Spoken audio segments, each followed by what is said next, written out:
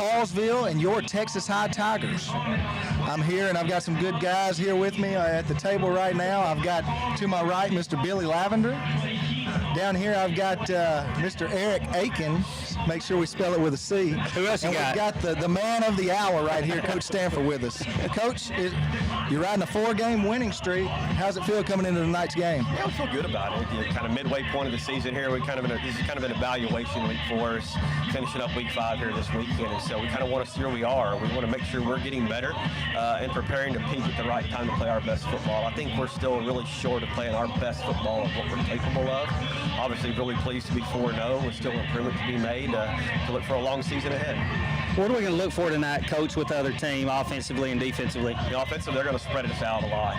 They like to play a tempo offense. They're about 73% passing on the year. Got a quarterback that's going to A&M to play baseball, real strong arm, big-bodied kid.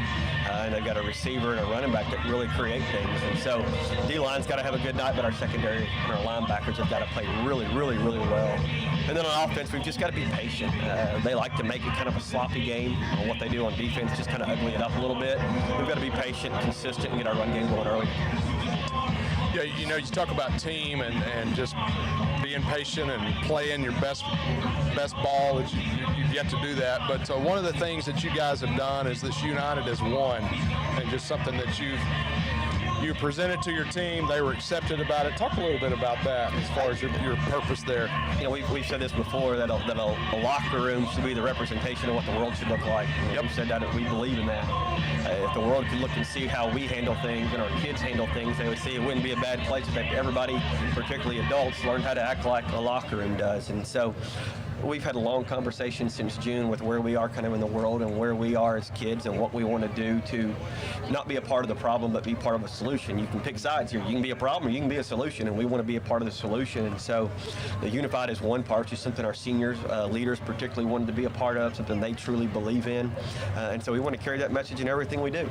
Yeah. That's awesome. You know, Texarkana Gameday has a slogan, more than a game, and it seems like at Texas High, it's more than just football.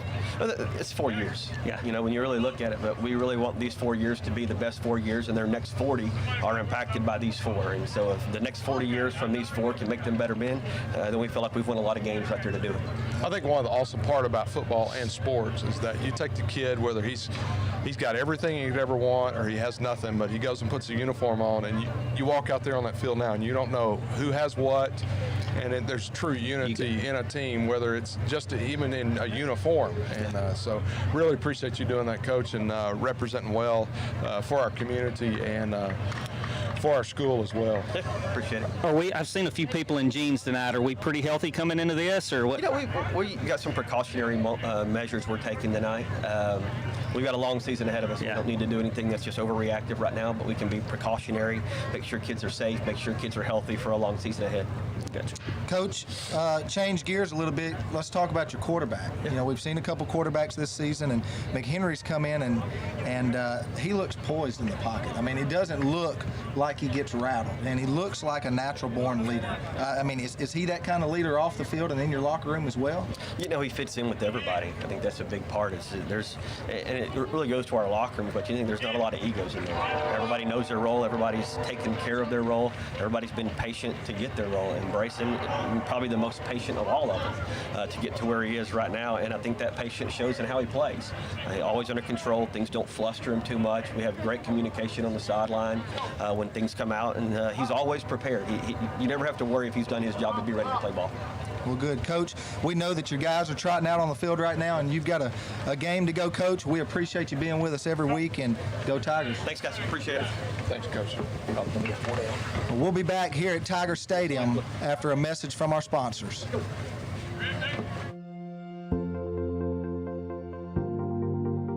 We are excited to announce here at Texarkana Emergency Center and Hospital that we have expanded our capabilities to better serve our community. As a hospital, we have the capability for inpatient services. After your outstanding emergency care, we can smoothly transition you into one of our new inpatient rooms that have telemetry monitors in every room to continue your concierge medicine care. While our patients continue receiving their care in their inpatient suites, we also make sure that your loved ones are taken care of with our outstanding facilities. Our added services include a procedure room and also the capability of MRIs. With our imaging, we are able to offer outpatient, inpatient, and emergency room, MRI, CT, ultrasound, and X-ray. We are honored by your support and look forward to serving all your future medical needs. 5 seconds. You think they're going to walk down the 5 seconds. 4. Eric. Welcome back to Tiger Stadium at Grimm Park. We're here. It's a pretty nice night out here. Oh, it's a tonight. great night. It's a great night. People can still get out here, get them a ticket online and get out here and see a good game, or they can sit up on their couch and watch us. That's right. Well, we hope either way that they're cheering on the Tigers tonight. Listen, I appreciate you watching us, but you need to be here at this ball game. Come on, pack it out. That's right. COVID pack out. That's right. COVID pack out. COVID pack out. Bring your mask. Well, guys, we've got some guests here with Yeah. us. We've actually got one of the linebackers for the Tigers tonight, number 21, Jackson Halter, and then we've got the best athlete in the family, No doubt. Judson Halter. Future And, Tiger linebacker. That's right. And as you can tell, they're both excited to be here. So welcome, guys. Thank you. Jackson, you're out this week. We're, just precautionary measures and stuff like that, but it's been a crazy senior season so far. No one ever saw this coming with COVID and everything that's happened, but you're out this week. You get to sit out a week and kind of watch and just soak everything in. But tell us one of your favorite memories so far playing here at Texas High. It would have to be last year, Lufkin game, round 1. That was just it was so much up and down experiences. Like for a second, I thought we were gonna lose right there, and then we're up. I mean, it was just so it was like a roller coaster. And it was just when we won that game, I just fell to the ground, started crying. That's awesome. Hey, Jackson, I've been at a few practices this week, and I couldn't help but notice, I couldn't tell that you were a player. It looked like you were a coach on the sidelines, and I saw, but that's cool to show your leadership over the years, and just talk a little bit about that and about how practices went this week and your role. Yes, sir. I was trying to do everything I could to help the team in any way possible. Like I told Coach Wilson, give me a script. I want to know what's going on, and I want to know any way I can help. So do you plan, you going to have a headset on tonight or just? I don't know. Hey, guys. That's right. That's right. Listen, this guy is a bulldog of the defense. No doubt. Bulldog. We call you that every broadcast. So on behalf of the Bulldog, we got to turn our hats around backwards. Just rally. One time for the Bulldog. One time for the Bulldog. What is it like? That's right. That's right. Great. What does it feel like to be the leader, the quarterback of the defense? I see you moving guys, calling the plays. I know you're going to miss it tonight, just being on the field. But what is it like to be on the field at Grimm Stadium?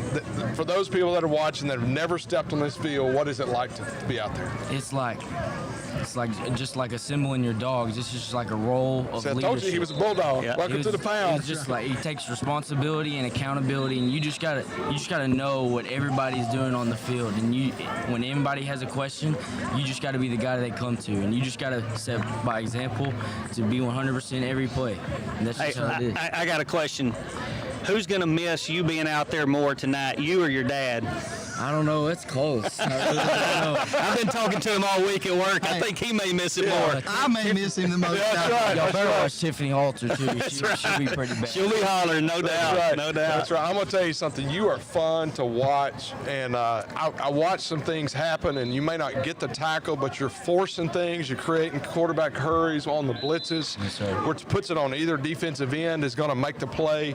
And, man, what a great season you're having. I just remember the end of last year, there's this kid on the ground, and, you're like a bulldog. You just keep driving him in the ground, and, the whistle's over, and he's like, I don't care, man. We're fixing to drop him. And so that mindset, there's a lot of people don't understand the switch that you have to flip. Like you're sitting here, you're like, yeah, this is cool, but there's a switch that flips in you. Talk a little bit about that when you hit the field. It's just something that you just come out here and it starts getting dark and these lights come on and then you just see all these fans out here and you be like, all right, it's go time. It's just like something that runs down your back. It just happens. That's right. Well, hey, we got one more question for you, and then we're going to talk to your little brother for a second. But I want to know, with both of you standing here, where do you get the hair from?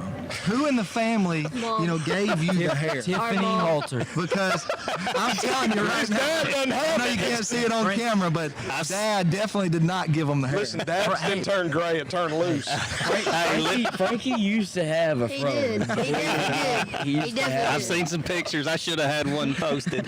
But yeah, they both had curly hair, and it just got curlier. Awesome. Well, Judson, hey, let's talk to you for a second. Whenever you get in high school and you play for the Tigers, what position do you want to play? You going to be a linebacker like your brother? I mean, it's pretty obvious. I obviously want to be a linebacker. You got to carry on the family name, right? Yes, sir. And so tell us real quick before we go and let y'all go and enjoy the rest of the night, but what's the biggest and best part about coming every Friday night and watching your big brother? Well, it's just fun to watch him, and I love every single time he makes a tackle and he gets fired up. I see you get fired up every single time he makes a tackle. Yeah, hey, he was fan of the week last That's right. That's exactly right. That's right. He's in the running for fan of the year. Oh, hey, I heard there was a cash prize. We'll have to talk to Morgan Smith about that. That's right. That's right. Well, hey, look, we're going to go to a short commercial break, but Judson, why don't you take us to the commercial break? We'll be back at Tiger Stadium right after these quick messages. Go Tigers. A strong work ethic takes pride in a job well done. This is the kind of person you need. Express Employment Professionals can help because we understand what it takes to hire good people. It takes real people, real interviews. We find good people, matching the right skills for the right jobs. Express knows jobs. Get to know Express. Go to expresspros.com to find a location. If you're looking for authentic Cajun-style meats prepared and ready to cook and take home, look no further than Lanyard Specialty Meats. We here at Lanyard Specialty Meats select nothing but premium meats, and we season it to perfection so that you'll have all of Acadiana flavor here in your own home. Come by Lanyard Specialty Meats for all your tailgating needs for this football season or hunting season. Remember, Lanyard Specialty Meats. Lanyards is an official sponsor and proud supporter of Texarkana Gameday. All right, and we're back here at Tiger Stadium at Grimm Park, and we're getting ready for the Texas High Tigers to take the field tonight against Hallsville. But before we do that, we've got some special guests with us again. We've got Miss Evelyn Patterson right here with us. What's up, Evelyn? She's a senior high stepper, and we have, are you a sponsor or a coach? Which one? Either one. Okay, well, Drill sergeant. that's right, the drill sergeant, Miss Amber Reynolds here with us, and we appreciate y'all taking time out to come and visit with Thanks us. for having us. Yeah, so let's talk to Evelyn for just a second. And Evelyn, like we talked with Jackson, it's been a crazy senior year, has. right? Yes, Why sir. don't you tell us what, even though it's been a crazy year, what's the favorite part or the favorite memory that you have about this senior year so far? I just have really been trying not to let COVID affect my senior year in any way, shape, or form. So I've been spending just as much time, if not more, with all of my friends, guys and girls, our whole big friend group. We spend the night every weekend, no weekends off. That's right, that's right. So I noticed that the little mask, always smiling because y'all are always smiling. I mean, it's one of those deals. Right. There's just sometimes it's got to be hard not to smile. So just, I mean, come on now. Yeah, I mean, there are lots of times, when the football team isn't doing as good, like, we really get into it. A lot of people, I feel like, think that since we're girls, we just don't get into it, but we're really competitive. And so if we're losing, you want to not smile, but Miss Reynolds, if we didn't smile, we'd be in big trouble. A lot of running after that. Absolutely. So Amber, talk just about how many hours you got, the ladies, I said guys, that's bad. The ladies put into it. I know you put a lot of hours into it, just prepping to get them ready. And first off, you do a great job because I noticed it. I know some of the officers you've had in the past. And just talk a little bit about that process. We do. So they practice. We have fifth period every day. So I see them every day of the week. We practice after school almost every single day. We get on the football field Thursday afternoons. We get on the football field Thursday mornings. We practice with the band. If that doesn't go good, we practice on game day during fifth period like we did today to really get ready for this game. And they put in so many hours with me, but then I also expect them to go home and get it together on their own as well, so they come in extra prepared and ready to go. Talk about your seniors, what they mean, and it's year after year. You hate to lose those seniors. It's almost like a funeral, and sometimes, because I know how it is being in student ministry in the past, but you lose some of those kids. Let's talk about your seniors. So seniors are just extra special always. I mean, there's something about spending 4 years and, like I said, every single day with them. And we have good days and bad days, but they come in, and this year especially, I mean, you would expect any senior group to just kind of let COVID ruin everything and be pouty and whiny, but they are so excited. They get excited to go to the away games and cheer on their team. They get excited for the homecoming pep rally that we had. They get excited for game day. They come in and yell, "It's game day," and they have really helped the team stay strong this year, and especially, I mean, myself included, because it's not fun on our end, but they've been a huge help every day. So, go ahead. Well, hey, I want to ask you, you're wearing a different uniform than everyone else. What does that uniform signify? Tell us a little bit about that. Okay, so all of us officers wear all white, and these are not our usual uniforms. We wear these when it gets cold. They're more of like a formal. It's not cold out here. Come on. You got to keep smiling. Gotta keep smiling, always smiling. But so the officers have these sparkly hats. We have some back here, and then Mary Claire is our captain. She has a different hat too. But so yeah. Okay, awesome. Well, fantastic. Well, look, we appreciate y'all being with us. We look forward to seeing y'all on the field. And Eric, do you have anything else for them? Hey, you know what? You girls do a great job, and it was awesome. I want to give just a little, I guess the word shout out to Amber for you bringing the seniors during COVID last week to the game, the out-of-town game. I thought that was huge for you. They wanted it. Yes. I gave them the choice. Said, "Do you want to spend extra time?" And it was all them. They want to be there. Absolutely. That's right. That's right. Well, y'all really don't know how much you mean to the community and to the team and to the school. And so even us here at Texarkana Gameday appreciate y'all. And we look forward to seeing y'all on the field here in just a little while. Thank you. All right. Stay tuned with that halftime show in a little bit. It's That's good. right. That's right. We're going to take a short commercial break, and then we're going to be back here with a few more guests here on Texarkana Gameday. Beautiful, isn't it? Beautiful, handcrafted stone is our passion, and we ensure our customers receive the quality they deserve. We stand by our word, we stand by our products, services, and work that we do. Our team of experienced craftsmen and product experts have been perfecting their craft of fabricating and installing stone since 1998. Visit the Design Center at Red River Lumber to see the many beautiful stone options available for your next project. Right now at all Greg Orr Auto Collection locations in Texarkana. Shop from your phone, online, or in person, and make no payments up to 120 days with record low interest rates, drastic price reductions, and huge incentives on our vast and pristine selection. Plus, for sales or service, we will even pick up and deliver your vehicle to you.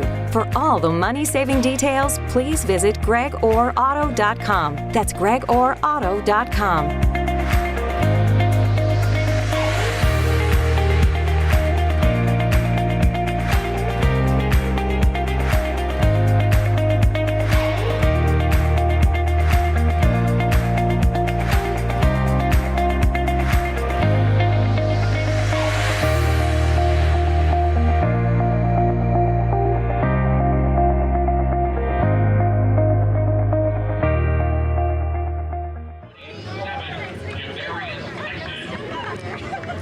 Welcome back to Tiger Stadium at Graham Park.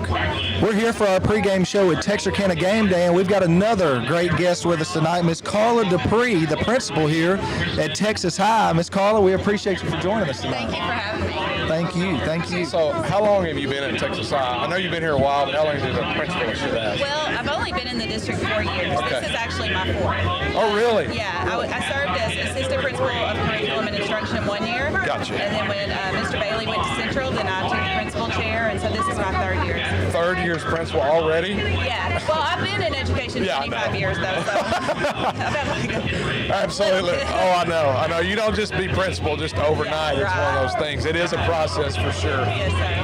But one of the things that this year is just totally different. I know that you've been to college, you've got your master's, but they didn't teach you anything about how to handle COVID or anything. How has that been for you personally, day to day, and then how the students responded as well? Well, it's a struggle. I mean, you want to protect our students' safety, and we also want to protect our traditions. We're having difficulties with that one. Okay, thanks. So we want to protect our student safety first, foremost, and our teachers' safety, but then we also want to protect our great traditions and the experiences of high school. So it's a balance, and we're trying to just daily instruction, make it quality for our on-campus and remote. It's a big balancing game. Yeah. And we talked last week a little bit after the game when we saw each other just about how you handle it mentally, because you said to me, if I sit and think about it, it wears me out. Yeah. So just for you just focus on the kids. I focus on the kids. If I think about it too long, it starts to wear me down. So I'll pray. I pray, and I just know the Lord's going to get us through this. This isn't our forever. That's right. And we got to keep our focus on that. Absolutely. So we got senior night. Yes. I think it's one of 3 that we're having. Yeah. And we broke it up, which I think is a great idea, because if you don't know, Texas High is very large, and there's a lot of seniors, and so when you try to honor all of them, I think it's a little bit more personal. Yeah. Talk about this senior class. Oh my goodness. Okay, so I have one biological child because the Lord knew He was going to give me $1,800 a year. So these are my babies, and they're big babies. So I want to celebrate their accomplishments. This is a great group. They're a hard-working group, and you want to talk about kids reacting to this situation. Our kids have been so cooperative. I've been so pleased with them and proud of them for that. So I want to give them the best that we can. Yeah, absolutely. And we just had the high steppers on. Yes. I love their mask. It says "Keep smiling," and then the football team. I think you got one of the masks of the unity, and I think that's just kind of even beyond what we're dealing with in our country right now, but just at the school, the whole unity concept. And that's what I hear a lot of you saying is that the kids are really responding and saying, hey, we're one in this thing. It's not just one person that's dealing with this, it's everybody. Right. So really appreciate your leadership very much. Thank you. Yeah. It's an honor and a pleasure for sure. Absolutely. And I know you're without a superintendent right now, and it's kind of in that realm, but hey, COVID kind of gets our mind off of all of it. It does. And then the Tiger family, we just circle up and we make it happen. So it's been all right. Yeah. Well, this is Caller Dupree, our principal here at Texas High. We really appreciate you joining us. We're going to go to a commercial break, and when we come back, we're going to have the festivities for senior night. Brian and I are going to make our way to the booth, and then we'll join you right before kickoff. If you're looking for authentic Cajun-style meats prepared and ready to cook and take home, look no further than Lanyard Specialty Meats. We here at Lanyard Specialty Meats select nothing but premium meats, and we season it to perfection so that you'll have all of Acadiana flavor here in your own home. Come by Lanyard Specialty Meats for all your tailgating needs for this football season or hunting season. Remember, Lanyard Specialty Meats. Lanyards is an official sponsor and proud supporter of Texarkana Gameday.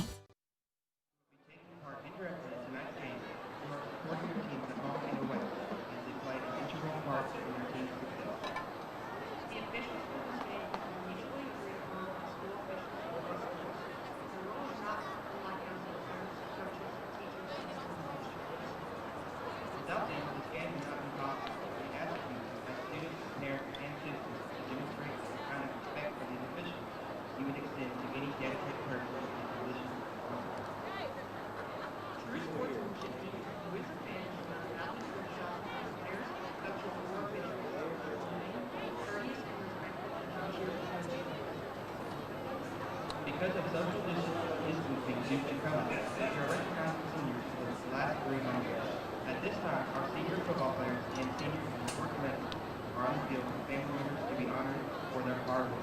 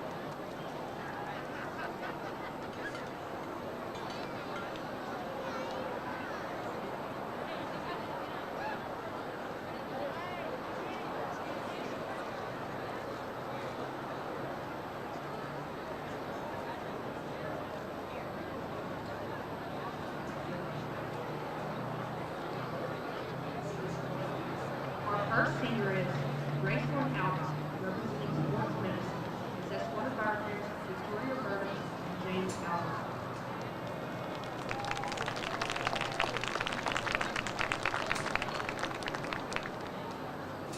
Andre Anderson is escorted by his mother, Patricia, and Anderson.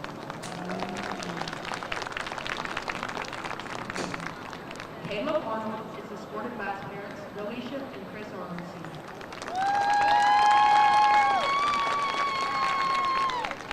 West Clark is escorted by his mother, Cantrell Clark. Marcus Day is escorted by his mother, Yokita Nikki Kelly, and his sister, Ashley Day. Ben DePriest, also representing leadership, is escorted by his parents, Valerie and Brian DePriest. Zane Dodson, also representing leadership, is escorted by his parents, Suzetta and Chad Dodson. Zach Dunbar, also representing leadership, is escorted by his parents, Martha and Butch Dunbar.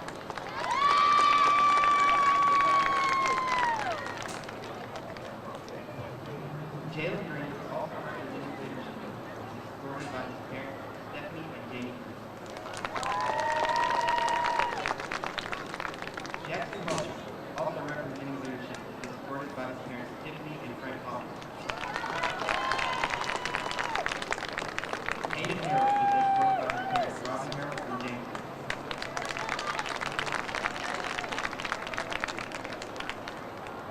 Jalen Hendrick is escorted by his parents, Adrian Brooks and Perry Hendrick.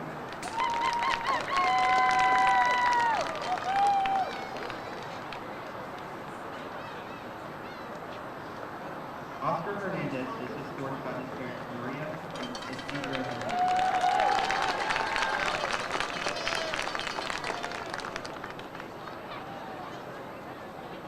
Ryan Sellers, also representing leadership, is escorted by his parents, Davida Hyde and Anthony Sellers.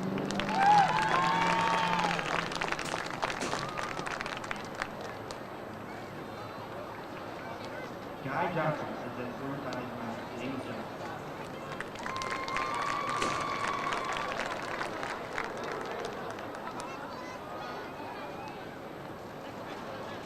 Trey Lavender, also representing leadership, is escorted by his parents, Debbie and Billy Lavender.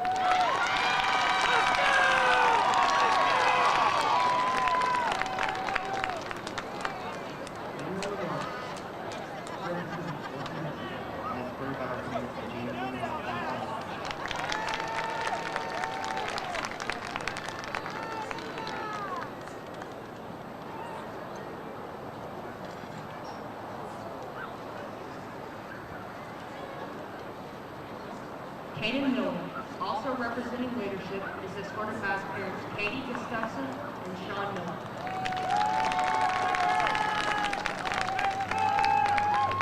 Tyrese Nixon is escorted by his mother and stepfather, Laurel and Joseph Christie.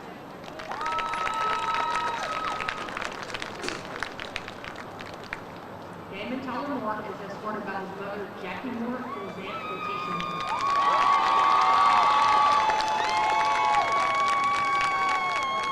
Chloe Pate, representing sports medicine, is escorted by her parents Cynthia and Scott and James Pate.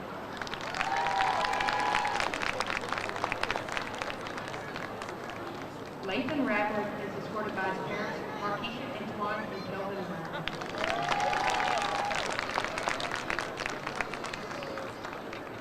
Trey Roberts is escorted by his parents Shachisha Willis and Diego Roberts.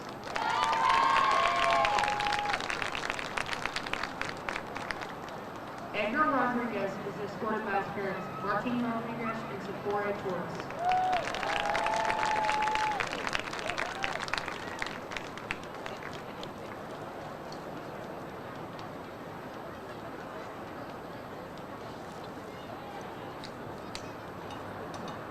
Colin Shelley, also representing leadership, is escorted by his parents, Marcy and Steve Shelley.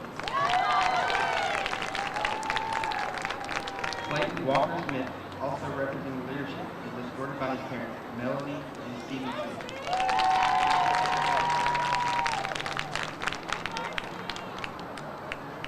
Smith is escorted by his mother, Danielle Briggs.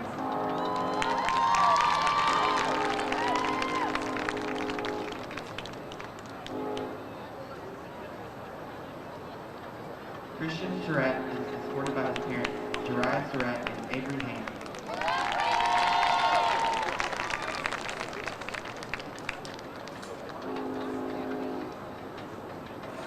Brady Tucker is escorted by his father, Joseph Tucker.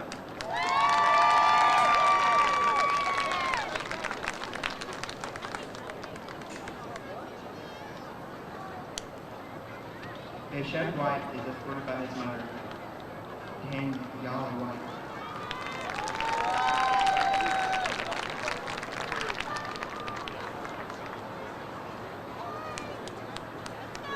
Casey Williams is escorted by his mother and stepfather, Lavette Dewberry and Charles Mulder.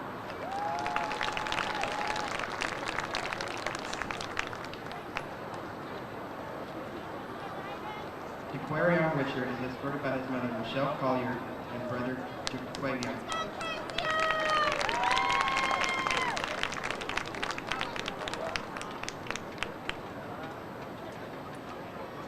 LaJonte Reitner is escorted by his parents, Shatanya Aldridge and Tony Wright.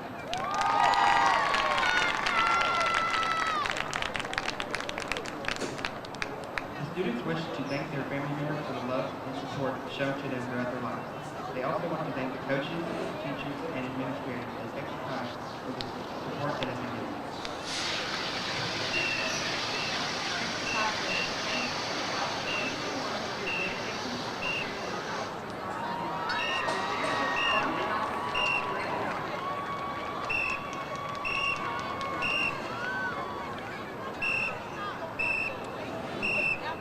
Texas High Student Council would like to thank our sponsors for Spirit Island, Gisano's Pizza, Blackerby's Home Choir, ERA Raffaelli Relatives, and Texarkana Emergency Center.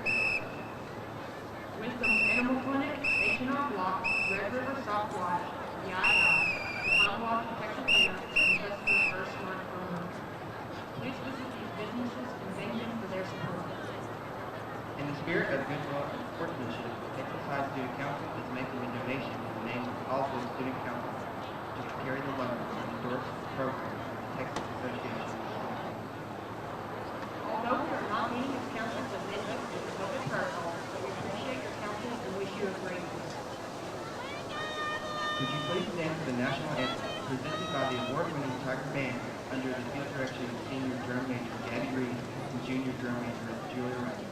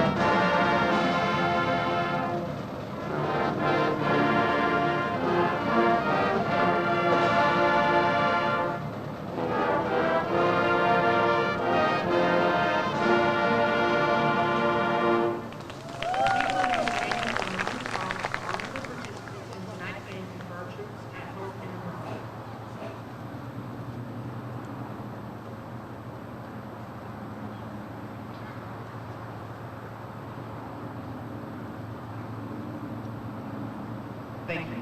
Please continue standing for the playing of the Texas High School song by the best band from Texas.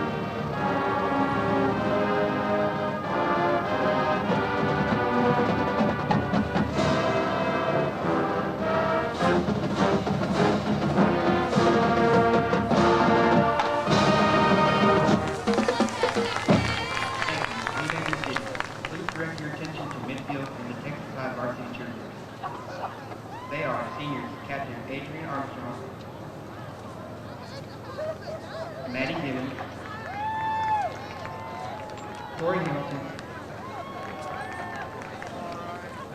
Cammie Holmes, Johnny Guter, Mary Grace McAfee, and Kylie Shepard. Junior Captain Peyton Lemmy, Alicia Golson, Jolie Eisenhower, Keely Lyons, and Ashley Robertson. The cheer coach is Courtney Walter, and assistant cheer coach is Emily Moe.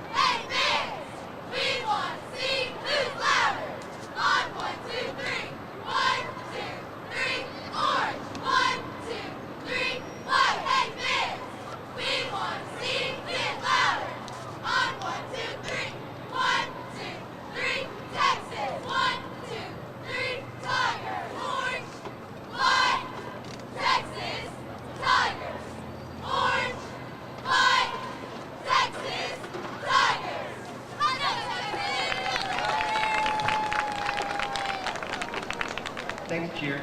Thank you, ladies and gentlemen, for your attention during the pregame activities. Have a great evening, enjoy the game, and have a safe trip home. Go Tigers!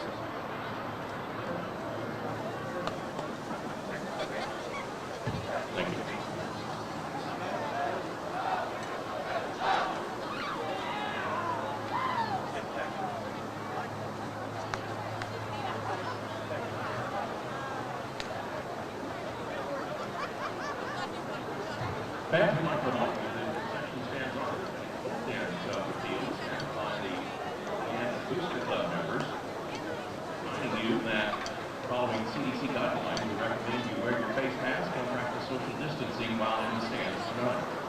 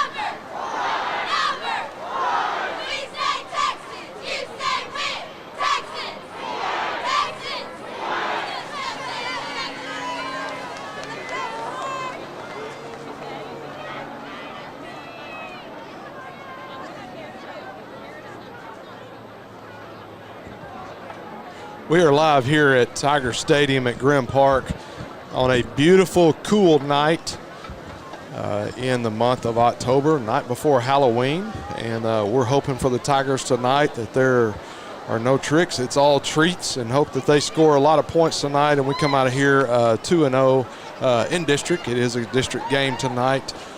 Texas High comes into the game undefeated at 4-0, while Hallsville comes in at 0-3. They lost a game earlier this year to the COVID situation, so they had to cancel one of their games.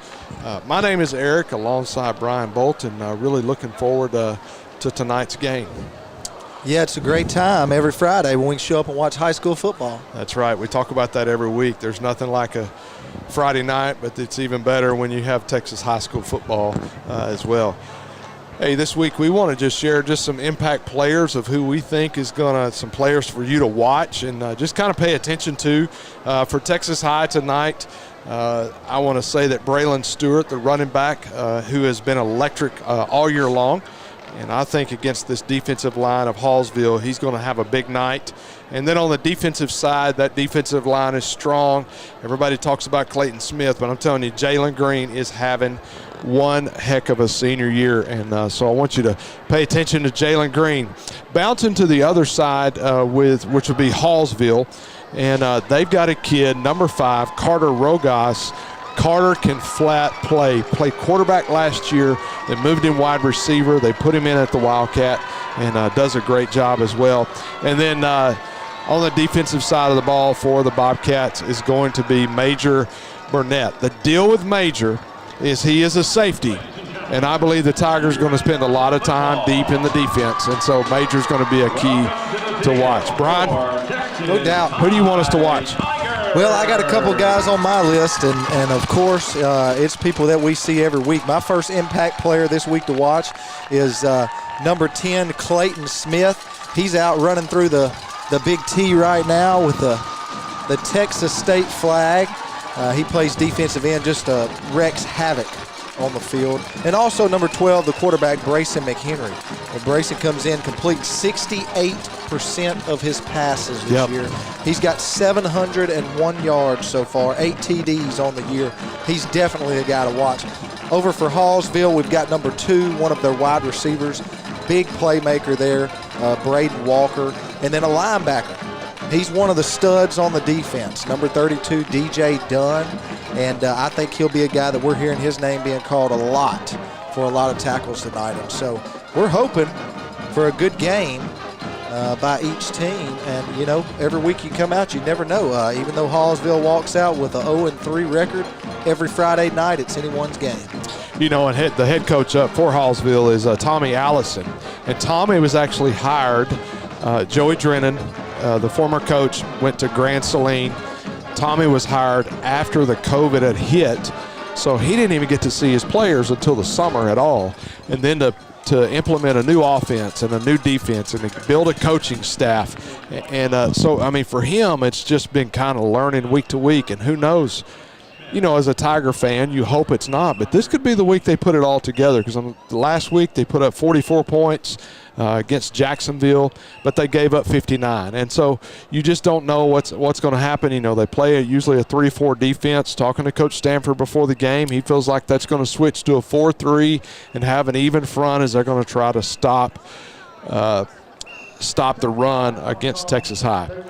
And looks like Texas High is going to receive the football to begin the first half. And but you know, as far as our keys to the game, you know, for Texas High, Brian, tell us a little bit about Texas High tonight. Yeah, for Texas High, you know, just like every week, the weeks that they are successful from the beginning, they've got to get that run game going early.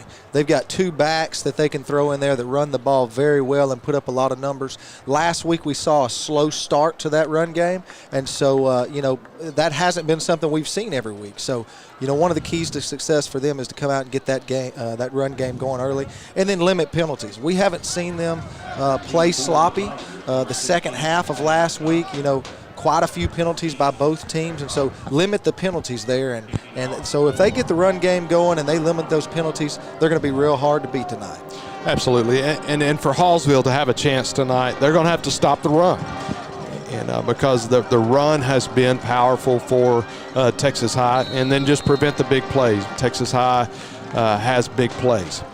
We're underway here at Grimm Stadium, and looks like the kick is going to be short. Blake Rogers there to receive it, and they've changed up some numbers on me for Hallsville, so we may not even have the right people, but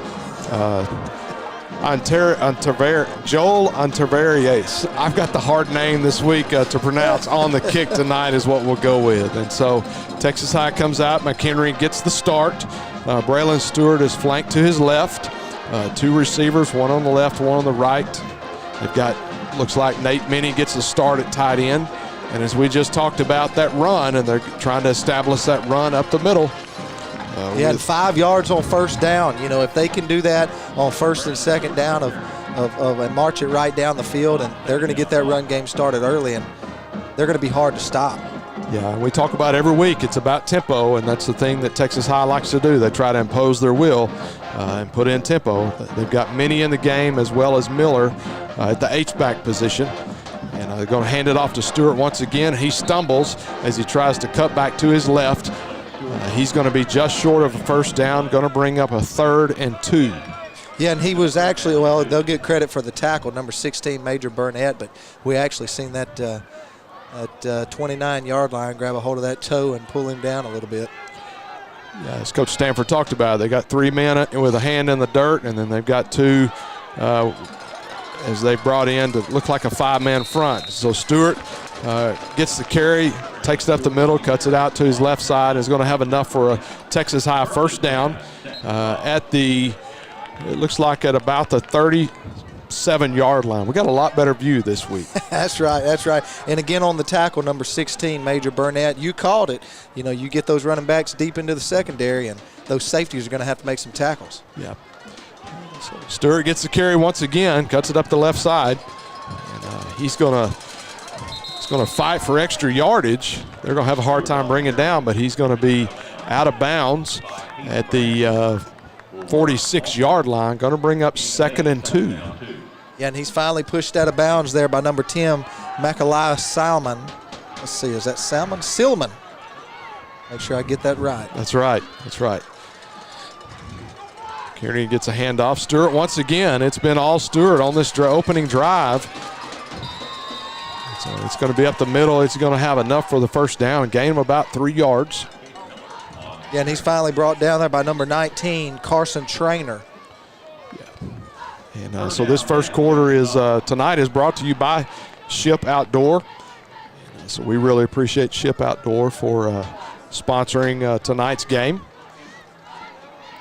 So just right at 10 minutes left in the first quarter. Stewart, first pass of the night, gets it out to Zane Dotson. A little quick, looks like a little hitch route.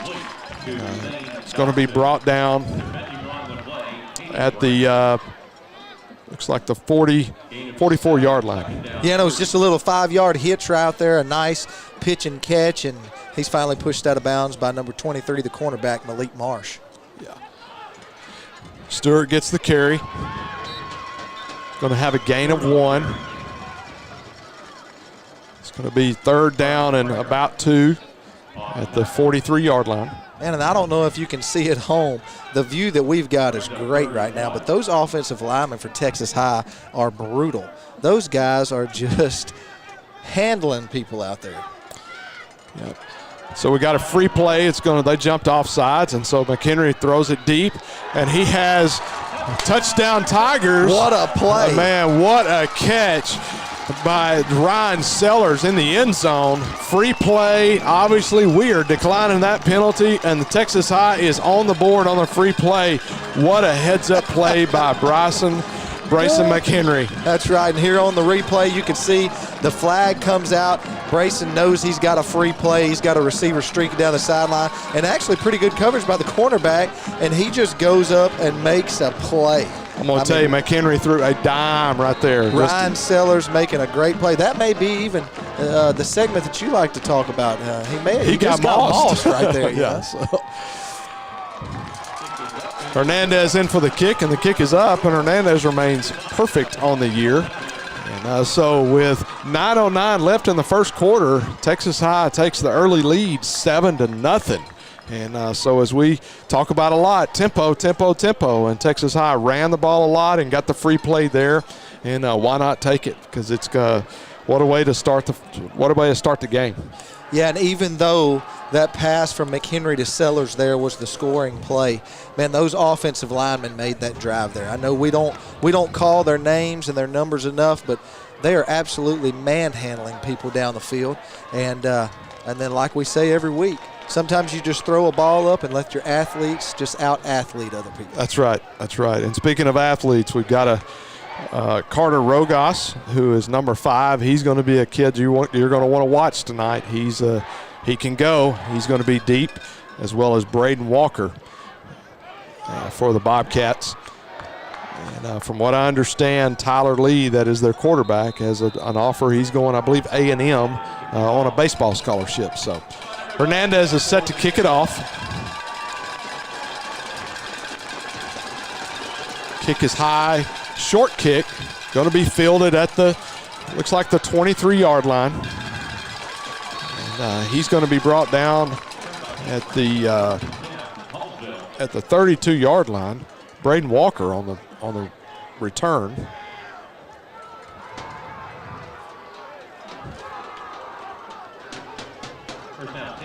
And he was brought down by number 3, Caden Miller there. So first down at the 32-yard line here in the first quarter. Tyler Lee in at quarterback, hands it off to Elijah Nicholson. He's brought down hard at the 42-yard line. Yeah, LaJonte Reitner, you can see on the replay here, comes flying in from the cornerback position and lays a pretty good lick to those legs there to that running back for Hallsville. And he's limping off the field, and they bring in their second running back already after the first play. Latrell Trammell comes in and replace Nicholson. So they're going to pass a lot. Oh, so the pass was intended for Carter Rogas. Yeah, and almost another big play right there on the second defensive play of the game by number 22, LaJonte Reitner. He's a 5'9" senior out there playing at cornerback, and already he's almost come up with 2 big plays. I try not to react to those things like that, but it was so close sometimes. You get excited for the kids to have success. And as Coach Stanford talked about, they're going to throw it a lot. And we're without our senior, we're without Halter at middle linebacker. And so this week they've put in Hines as the starter there. And so he comes on the blitz, and they run right where he was. Yeah, and the will linebacker, Javarius Tyson, the 5'1" junior wearing number 27 tonight. He comes up with a good lick, and they're going to make it back to the original line of scrimmage. Looking over, Nicholson looks like he's still hurt. I think he took a hard lick on that first play, and I'm not sure he's maybe wanting to come back in yet. Tyler Lee fakes the handoff, gets a screen out to Trammell. Trammell takes it up the right side, and he's going to have a gain of about 6 yards on the carry. Yeah, that was a nice little play there. Little play action pass. Looked like they were trying to set up a screen, but they flipped it out in the flats to the running back, and he's finally brought down by number 7, Caleb Arnold. Yeah, so 2nd and 4 at the 50-yard line. So Tyler Lee gets the play from the sideline and lets his offensive line know Bobcats are going to throw the ball a lot. They're going to put it in the air a lot. So hands it off to Trammell. Trammell's going to be stopped in the backfield. Going to have a loss of about 2 yards. It's going to be 3rd down, and we're going to call it 6. Yeah, and Coach Hawkins brought number 27, Javarius Tyson, off the edge there, and that just happened to be where the offense was running that play to, and that was a good call by the defensive coordinators for Texas High, and they dialed it up, and that time it worked perfectly. You love when a plan comes together. Yeah, it was fun this week at practice to watch Halter helping out Alex Hines, learning how how to respond. And Hines is only a sophomore, and he's starting a game, varsity district game. Yeah, and if you didn't catch it, we're talking about Jackson Halter being out this week. If you didn't catch our pregame show, you can always go back and watch it on YouTube or Facebook. We had Jackson and his little brother Judson on there, and man, they were great guests to have with us, and they both may be coming for our jobs. They did a pretty good job out there. Did a great job. They're great competitors on the baseball field as well as the football field. So Tyler Lee, they had a false start on that last play, so it's going to bring up 3rd and 11. Tyler back to pass, sets up the screen to, there he is, Carter Rogas. Rogas gets free, and he brings it out to it's going to be brought out of bounds, run out of bounds at the 34-yard line, and it's going to be in Tiger territory. Yeah, they just set up the tunnel screen here, as you can see on the replay, and a nice little pass to number 5, Rojas, and man, he can run. Yep. He's finally forced out of bounds by number 38 for the Tigers, Ragland. You know, we talked about 2 keys to the game. I would say an extra one is Rogas to just flat out get the ball in his hands and watch what happens. Tyler Lee pass is intended for number 2, Braden Walker, but we've got a pass interference call against the defense. Yeah, he had a hold of his jersey, number 22, LaJonte Reitner. He was playing good coverage, but he pulled on his jersey a little bit there at the very end, and the back judge throws the flag in, so the ball is going to be moved up to about the 19-yard line, and it's going to be first down. Yeah, automatic first down. That's right. Yep. It's going to be first down for the Bobcats. So first down and 10 at the 19-yard line for the Bobcats. Tyler Lee in it, quarterback. And Latrell Trammell in, flanked out to his right. Tigers are showing blitz, and they're coming. Alex Hines on the blitz. And Lee gets it off and gets a little screen off to Trammell. Yeah, and on the replay here, you can see they set up a screen. It's just a little shovel pass right in the middle to the back, and number 27, Javarius Tyson, read the play perfectly, and he was having none of it on that one. So Lee getting his play into his lineman. 2 receivers to the right, 2 to the left. Trammell stays in to help block. Lee back to pass. Gets it off to number 2, Braden Walker, and Braden Walker's going to get into the end zone for a Bobcat touchdown. You know, we talked about that when we were leading into the game, and we said that the Texas High Tigers come in 4-0, and the Bobcats come in 0-3, but every Friday night it's anybody's game, and we look on the scoreboard, and, you know, with a made PAT here, we're tied at 7. That's right. The kick is up, and the kick is good. And so with 5:10 left in the first quarter, it's a tie ball game at 7. That's right. While we've got a little break here, I just want to give a little shout out to the Bolt household tonight. Sent you a picture before the game of the festivities going on over there, and you know, I leave and they just throw a party, but it's a Tiger party. Got a lot of family over, and they're watching the game and eating chili and cake and all kinds of stuff, man. Are you sure that it's a Tiger party and not, hey, Brian's not here, let's go have a good time party? You know, it is what it is. They did feed me before I left, but they were rushing me out the door. So, yeah, they certainly didn't send any extra with you. That's what I'm a little concerned about. Well, I can promise you, as much food that was there before I left, there will be plenty for the next week. Trey Roberts deep for the Tigers. Kick is going to be deep, or excuse me, shallow. And Blake Rogers waved for fair catch, so that stops the play. So even though Zane Dotson fielded that ball, it was a fair catch, so it's dead where it's caught. So it's going to be 1st and 10 at the, officials are still trying to mark it, at the 22-yard line for the Tigers. And like you said, if you missed our pregame show, go back and watch, because you can see some of the players. We talked to some of the drill team as well.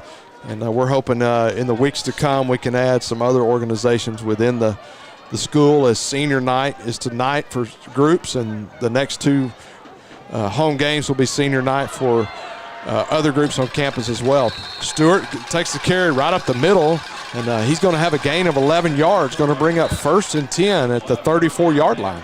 Yeah, and he was stopped there by the senior safety, number 16, Major Burnett. So Tigers go tempo, hand it back off to Stewart. Stewart's going to be caught in the backfield, and so the Bobcats read that well, but that's why you run it, to set up the pass.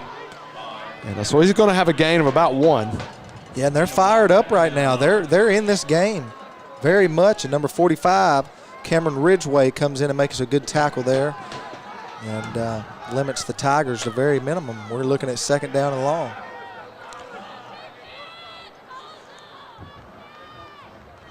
McHenry back to pass, gets it off quick to Miller, but Miller's going to be brought down quickly. He's going to have a gain of about 2 yards. It's going to bring up 3rd and 7. And I was watching Major Burnett there, the guy that made the tackle, and he read it perfectly. That was his guy, and he came flying downhill, and he's a pretty sure tackle when he gets a hold of you. So he definitely is someone to watch. So McHenry gets a call from the sidelines. Stewart in it, flank to his left. 2 receivers to his left, 1 to his right. Got one-on-one coverage, so he's looking there. Throw is a little high and a little uncatchable for Sellers.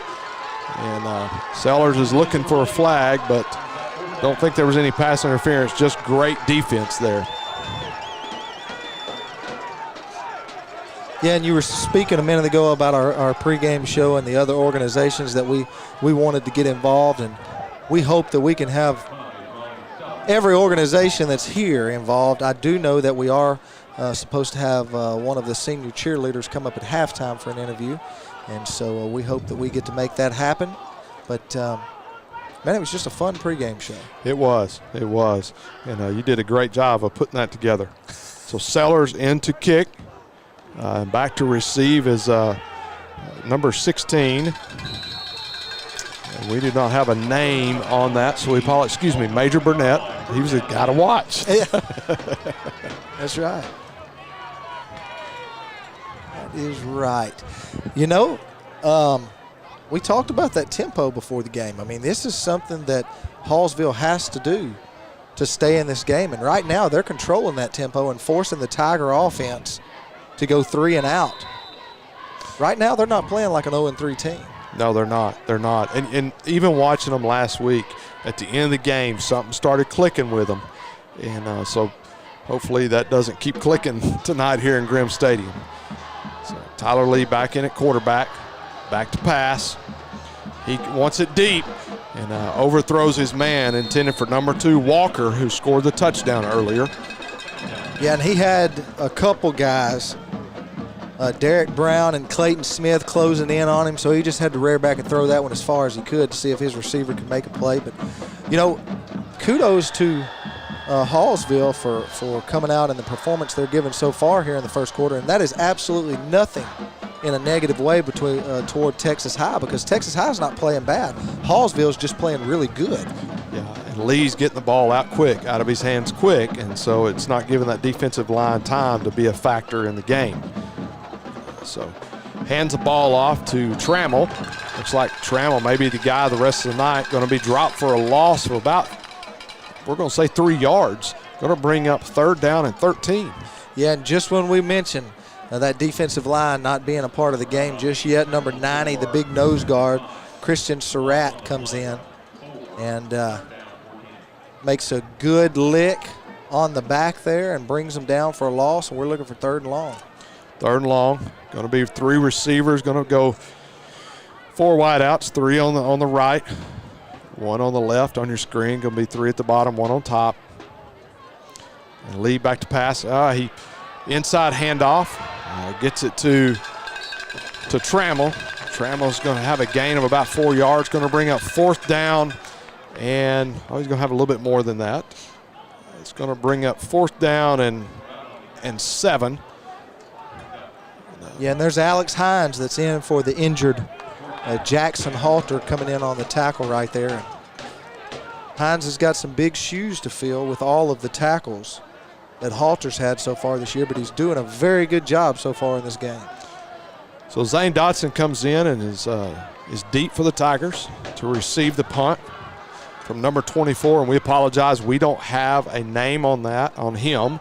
So Zane is going to call for fair catch, and it's going to be 1st and 10 at the 32-yard line for the Texas High Tigers.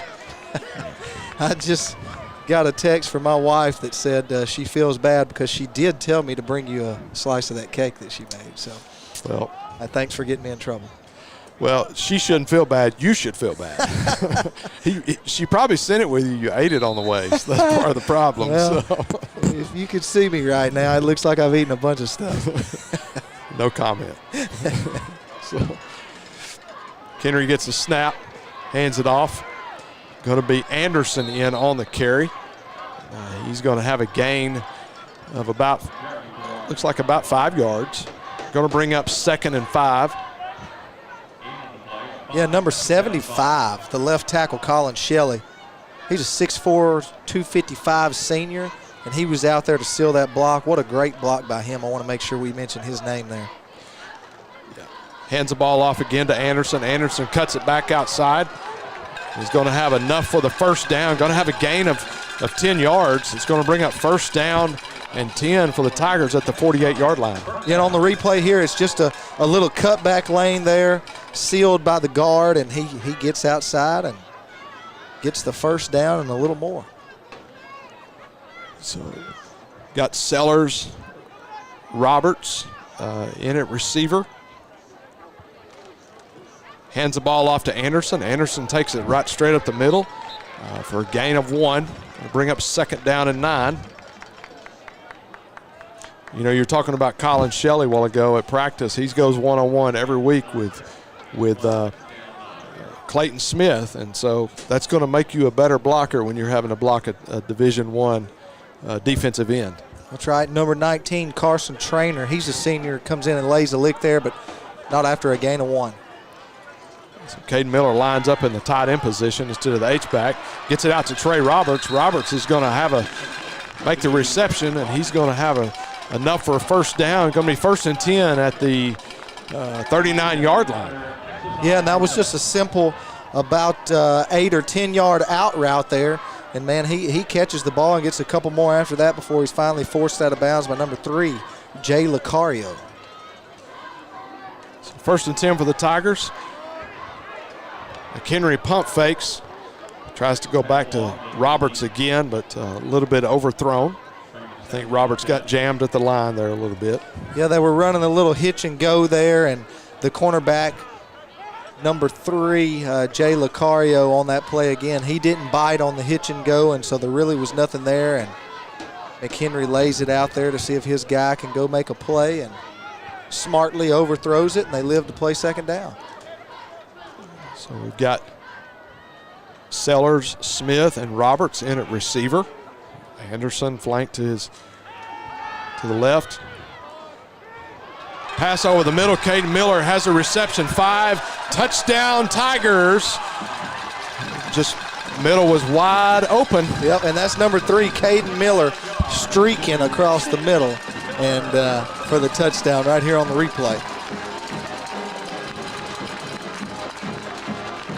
Good coverage, nice catch, and Caden Miller does the rest. Dotson in to hold.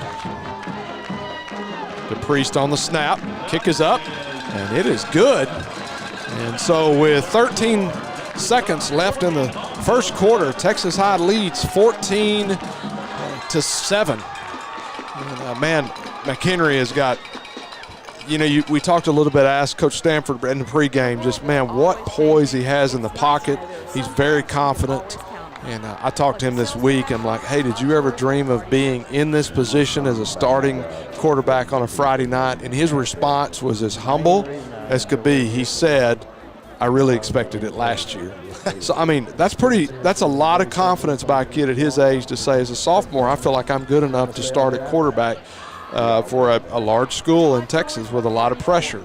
But, man, he carries himself well. He's a leader on the team. And, man, the kids, just his buddies around him just really respond to him. And, of course, Coach Stanford's down there coaching him up. He's just a coachable kid, yes, sir, no, sir. And so if you get around a kid like that, there's just something special about somebody like that. Yeah, there's so much you can do with kids that just open up and will let you coach them.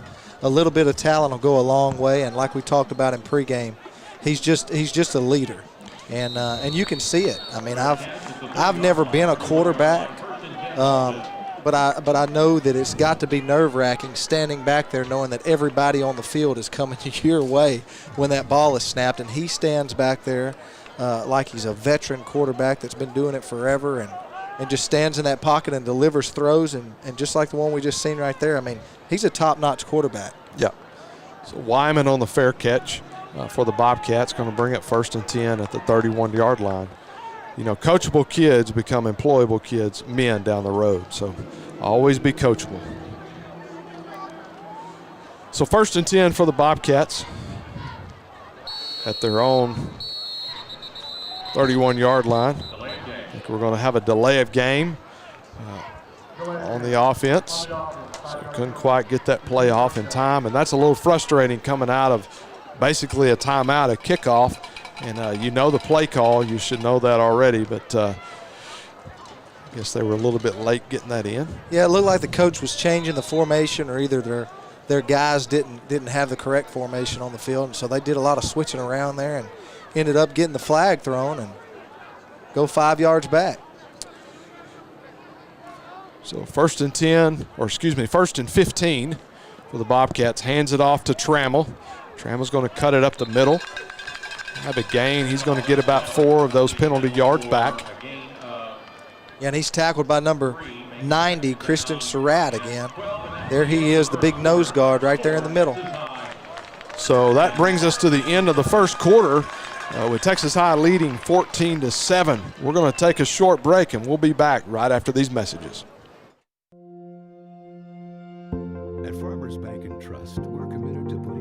We are excited to announce here at Texarkana Emergency Center and Hospital that we have expanded our capabilities to better serve our community.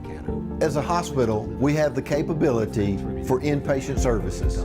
After your outstanding emergency care, we can smoothly transition you into one of our new inpatient rooms that have telemetry monitors in every room to continue your concierge medicine care. While our patients continue receiving their care in their inpatient suites, we also make sure that your loved ones are taken care of with our outstanding facilities. Our added services include a procedure room and also the capability of MRIs. With our imaging, we are able to offer outpatient, inpatient, and emergency room MRI, CT, ultrasound, and X-ray. We are honored by your support and look forward to serving all your future medical needs.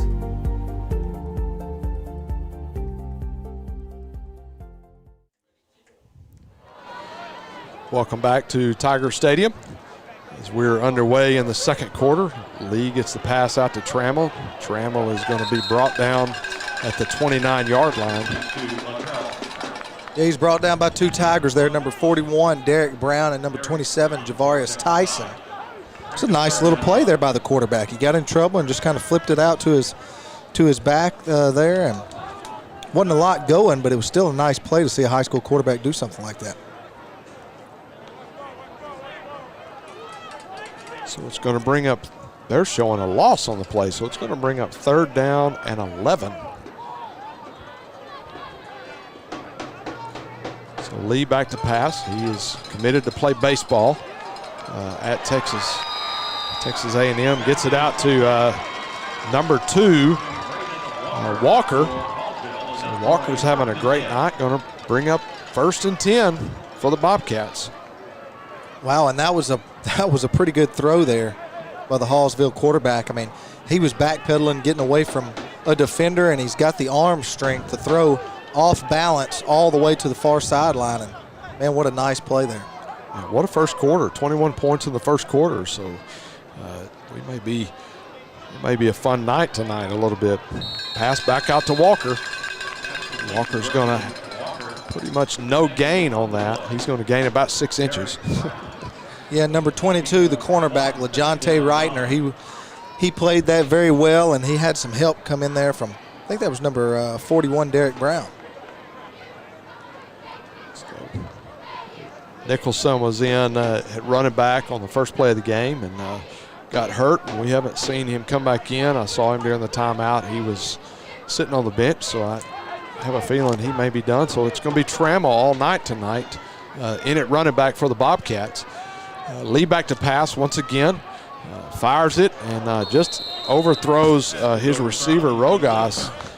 And that's the guy you want to get it to for the Bobcats. He's got a lot of speed as well. That's right. And if that was thrown just a little lower, number 7, Caleb Arnold, was making the pick there, and he had a lot of green grass to cover. Now, Caleb's brother played here last year and had a great career. And he's playing at somewhere, I can't remember the school, but it's in the GAC with Henderson and Washita and all those guys. And so playing, I think it may be Arkansas Tech. So Lee back to pass. They set up the screen well to Rogas. Rogas cuts it and makes a heck of a cut right in the middle, and he is going to be out of bounds at the 30-yard line. So, wow, the tunnel screen again. They ran it earlier in the game. They just get it to their playmaker and watch the moves he makes. Man, he's fun to watch. I'll tell you what, the last time I saw a move like that on this field, that exact move was Quan Hampton by the Tigers, and I believe it was against Kilgore right out here. Just that same move, and so I'm telling you, Rogas can play, so be watching for him. Back to pass, they try to go back to him, but the play is going to be out of bounds. Looks like the coach is wanting either pass interference or invite him over to Christmas dinner. I don't know which one he's doing over there, but there was a lot of contact on that play. Yeah, Rojas just ran an out and up route there, and they were trying to go deep for him, and the cornerback forced him out of bounds. That's what the coach was over there arguing with, but I don't know if I say forced him. I don't know if he ran out of bounds or he was forced out of bounds, but that's what they were saying. And I think that ball was a little bit overthrown anyway. It was uncatchable. And so the officials, looks like they're going to let him play a little bit. So 2nd and 10 at the 30-yard line for the Bobcats. Quick throw out to, once again, Rogas, and he's going to be immediately tackled on the play. Going to bring up 3rd down. Yeah, and tackled by number 7, Caleb Arnold, one of the safeties that's in the game. Come downhill and tackled him, and you got to wrap him up quick. He can get away from you, and it's hard to catch. Yeah, and as you can tell, Hallsville is a true spread. They are going to throw the ball all night long. And so looks like we may have a pass interference or defensive holding. That pass was intended for Rogas. He actually had 2 receivers in the area, had Walker and Rogas in the area. But get the call from the official. And Clayton Smith was on the pursuit there, created the quarterback hurry.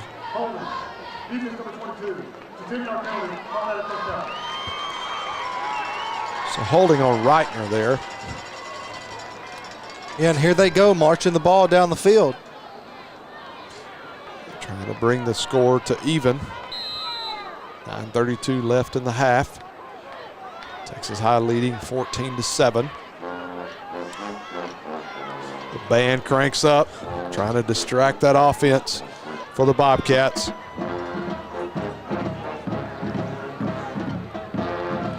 Little read play there, but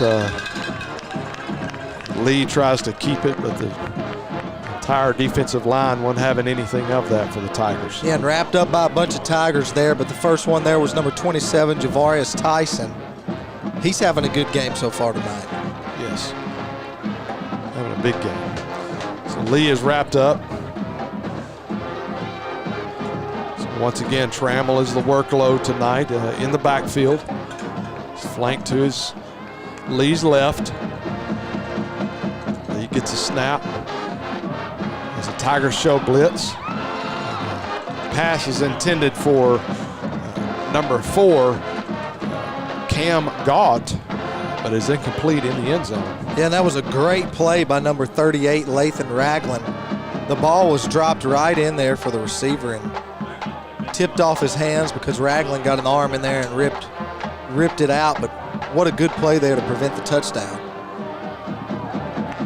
As we're waiting on this play, a couple of scores of interest in the first quarter. Marshall's up on Jacksonville 14-7. Nacogdoches is up on Pine Tree 7-6. So, Lee gets a snap. Pass is intended for Rogas a little bit high, so it's incomplete. Yeah, number 4, Jalen Jones there, coming up with a big defensive stop to keep the Bobcats from converting on 3rd down. Looks like they're going to bring the field goal unit in. Field goals are in. Rogas is in, holding. Kick is up, and the kick is good. And, so with 8:39 left in the first half, Texas High 14, Hallsville 10, and so tonight we've got several sponsors tonight that are sponsoring tonight's game, and so Rocasa is one of those. Yeah, this timeout's going to be brought to you by Rocasa Organics, natural products to help your family thrive and ingredients you can trust. It's a family owned and operated since 2017. Rocasa offers safe, natural products for wellness, personal care, baby products, pet products, household products, and so much more. If you'd like to find out more information about Rocasa Organics, you can visit their website at rocasaorganics.com. We appreciate Jill and her team over there for sponsoring us tonight, as well as every week during this season. You know, Hallsville, you got to watch every kickoff because they've got about 3 different types of onside kicks they try to sneak in. So another relatively short kick. It's going to be fielded by, looks like number 14, Trey Roberts, and Trey is going to get out to the, it's like a 36-yard line. Excuse me, that's not Trey. That is,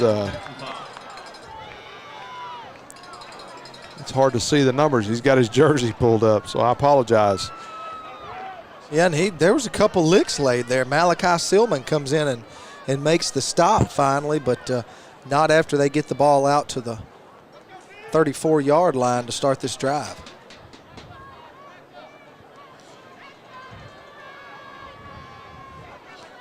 So McHenry in it, hands it off to Stewart. Stewart back in and breaks free. He gets it out into Bobcat territory. They're going to say he's down at the 50-yard line. Yeah, and here on the replay, you can see it's just an inside. Got one of your guards pulling, big number 73. DeMarcus Day pulls and kicks the end, and it's off to the races and across the 50-yard line for the Tigers. Once again, the Bobcats have switched from a 3-4 to the 4 down front, trying to stop the run, and so far Texas High has been very successful at the run. Stewart's going to be stopped with a short gain, 2nd down and 9 at the 49-yard line. Yeah, and then on the tackle, number 51, DJ Huggins. And that was a good defensive play there by the Bobcats. The defensive line shifted around a little bit and made it a little harder for the Tiger offensive line to find which guy they were blocking. McHenry back to pass, throws it out quick and gets it. It's intended for number 8, Gavin Smith. Looks like Smith had it in his hands and turned to run before he could pull the ball all the way in. Yeah, on the replay here, you can see it was just a simple hitch play, and it looked like he was trying to run before he made the catch.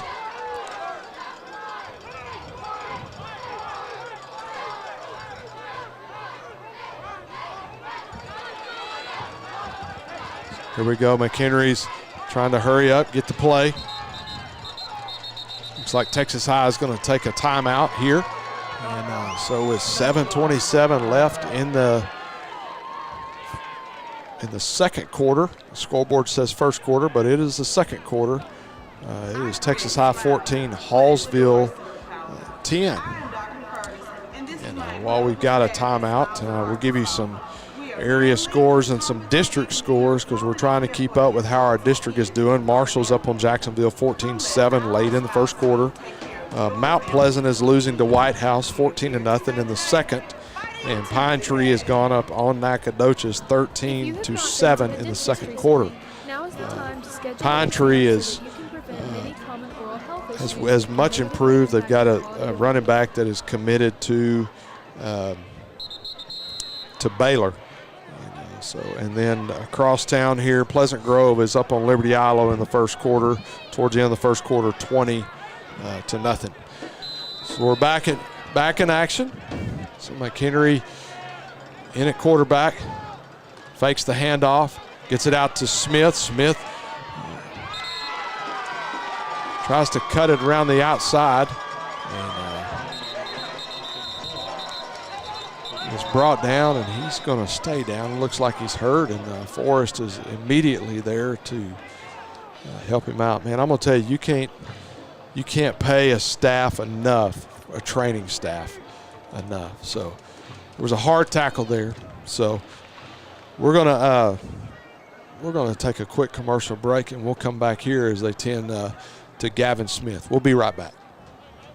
Right now at all Greg Orr Auto Collection locations in Texarkana. Shop from your phone, online, or in person and make no payments up to 120 days with record low interest rates, drastic price reductions, and huge incentives on our vast and pristine selection. Plus, for sales or service, we will even pick up and deliver your vehicle to you. For all the money-saving details, please visit gregorauto.com. That's gregorauto.com.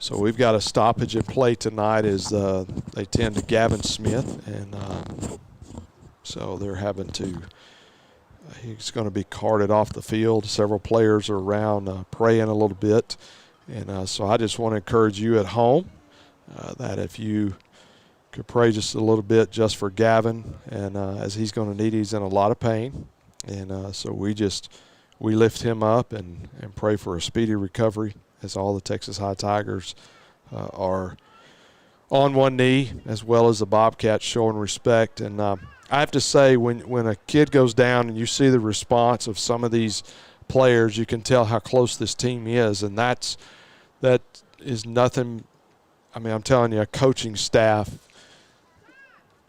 that's what develops this and creates the culture. That's what Coach Stanford is. It's all about a team, all about a culture. You know, we talk about unity.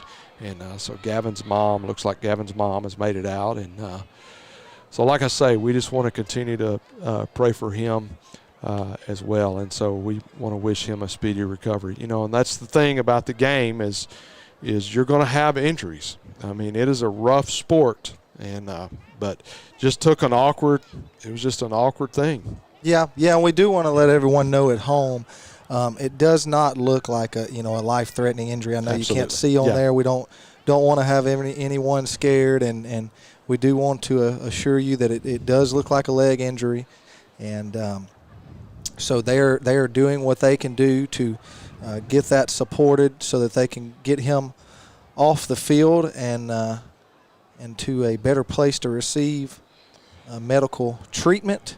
And so his mother is down there with him with the coaching staff and the medical workers. But we do want everyone to know at home that it is not a head or neck injury or anything that could be life-threatening. So that is always a good thing. You know, whenever you see a player with a neck or a head injury, you always fear. Sure. The worst, of course, in which in this situation, it doesn't make any light of what's going on. But so talk about you being a coach. being around. You've had injuries, long timeouts like this as they tend to a player. How do you as a coach respond to that to keep your kids focused, to keep them up? I was noticing Coach Harrell walking out, talking to his offensive line, trying to keep them locked into the game, to not let the injury ruin the flow of the game. Obviously it does because it's, for us. But how did you as a coach, how did you respond to that? Well, right now, they're all coaching staff, players, everyone's worried about their player right now. And so, right now they're assuring them that he's going to be okay. And like we talked about, it's not life-threatening, so they want all of them to stay calm, and because they are just kids down there. So all of the emotions are going to be high right now with one of their own down on the field.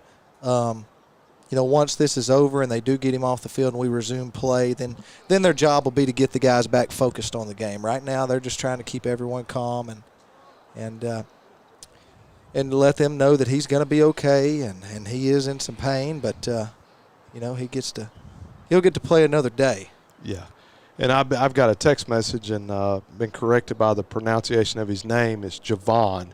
Even though it's spelled Gavin, it's Javon. So I wanted to make sure that I make that correction. So as Coach Skinner helped me out there a little bit, so I really appreciate him shooting me that text to help me out. Looks like they've got him on the stretcher, and as you stated, it is not life-threatening, and so they're going to get him to the hospital, and the crowd here is very receptive, and they're wishing him well. I think that's kind of special. And, here at Texas High, it's about a Tiger family. It's about the family. Ms. Dupree talked about that before the game tonight as we had her on pregame, and we just talked about how it's about the family and all of his players gathering around. Yeah, and this is an emotional time for everyone, especially if it's a season-ending injury, which we don't know. I'm as far away from the medical profession as I can get. But, it's an emotional time for guys down there right now. They don't know exactly how to react. And so right now they're showing some support to him before he leaves the field. And then it'll be up to the coaching staff to get those guys to rally back and get back focused on what the end goal is here. And the rest of the game, they'll be wanting to win the game for him. Absolutely. And from my understanding, his nickname is Snoop. That's what the kids call him, is Snoop. So here's the deal. Snoop's going to be okay. This is what it's about right here, is Coach Stanford is leading prayer over Snoop right now, and that's what it's about, folks. And so if you're at home, I just say, it's easy to remember the name Snoop. And so pray for him, for a speedy recovery, pray for his family. And we'll be getting back underway here in just a minute. Yeah. So we appreciate everyone that's joining us tonight. And so it's when we have an injured player, we want to make sure that they're okay as well. And so they're going to get him to the hospital and get him well taken care of. I think I saw Dusty down there taking care of him. I think Dr. Contreras is in there as well, helping out. Really appreciate the medical staff. And I say it all the time, you cannot pay an athletic trainer enough. In these moments, that's what they're there for. And Dusty Hickerson's down there taking care of him, as well as Dr. Contreras. And, man, we really appreciate everyone. And so getting a standing ovation as he walks off. And I've got to be honest, Brian, with what I do with FCA, this is hard. So when you watch an injured player, one of the things I like to do is jump in there and pray with those kids. I hate to see a kid hurt, and his mama hurts, his family hurts as well with him. And so we wish him nothing but the best. Yeah, and as a previous coach, it's hard to watch your players do that. You don't realize how much time that you spend with these kids, the coaching staff and all of the players, how much time you spend together. So, it sounds cliche, but it's really not. It's like one big family. And so when you see somebody go down like that, all of those coaches down there feel like it's one of their own kids. And so you can only imagine, how they feel seeing him being carted off, and they can't go with him. They have to stay here and continue to play the rest of the game. And so it is an uneasy feeling. being down there on that sideline when something like this happens to one of your kids. But, you know, you got 90 other kids down there depending on you. And so the coaches will go back to work, and the people will get back to play. So we're back underway. Ryan Sellers into punt as looks like number 16 back to receive. And that punt's going to take a Tiger roll. And it's going to be inside the 15-yard line, going to be down at the 12-yard line, and that's going to bring up 1st and 10 for the Bobcats. Yeah, and what a nice punt there. You know, it wasn't a great looking punt, but it hit right beside the sideline. Looked like it was going out of bounds, and it actually bounced the opposite direction. Yeah.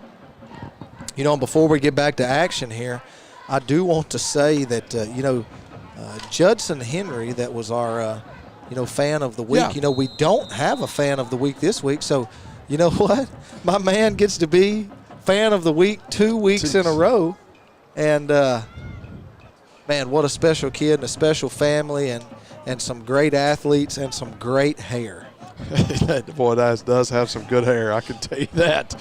You're right about that. So, all right, here we go. Bobcats, we're underway again, and Lee hands it off to Trammell. Trammell's going to be brought down right at the line of scrimmage. Yeah, number 1, Jalen Green, and number 27, Javarius Tyson, in on the tackle there to bring them down for a, let's see, about a 1-yard gain on the play there. So it brings us. Go ahead. I'm sorry. It feels like we've been playing forever, and I don't. You know, that break really wasn't that long, but it seems like we've been playing forever, and we got 6:10 left to go in the second quarter. So 4 receivers, 3 to his right, 1 to his left, hands it off to Trammell. Defensive line reads it immediately, and so he's going to have a gain of about, looks like no gain on it. So it's going to bring up 3rd down and 9. Yeah, number 41, Derek Brown, number 1, Jalen Green, number 33, Alex Hines. There was quite a few Tigers in on that tackle, and so we'll see how they split that one up in the stat book. Yeah, absolutely. I guess you get a 3rd tackle or half a tackle or 4th.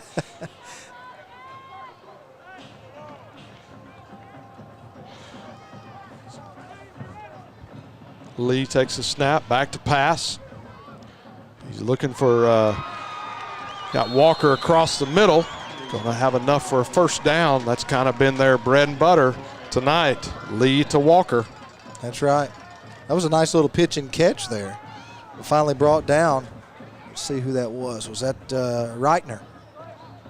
Reitner's having a busy night tonight. Which you can expect the defensive backfield to have a busy night with. Tyler Lee gets it out quick when he's passing and got a strong arm. So once again gets it out to Rogas, and Rogas tries to hurdle a player and is going to be out of bounds. Going to have a gain of 4 yards at the 31-yard line.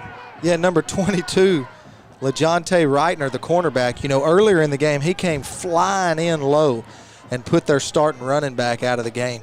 He came flying in right there, and the receiver for Hallsville stepped over him. Looked like somewhat of a hurdle. He said he didn't want those legs to be hit like he did the running back the first play of the game. So it brings up 2nd down and 6. Lee back to pass.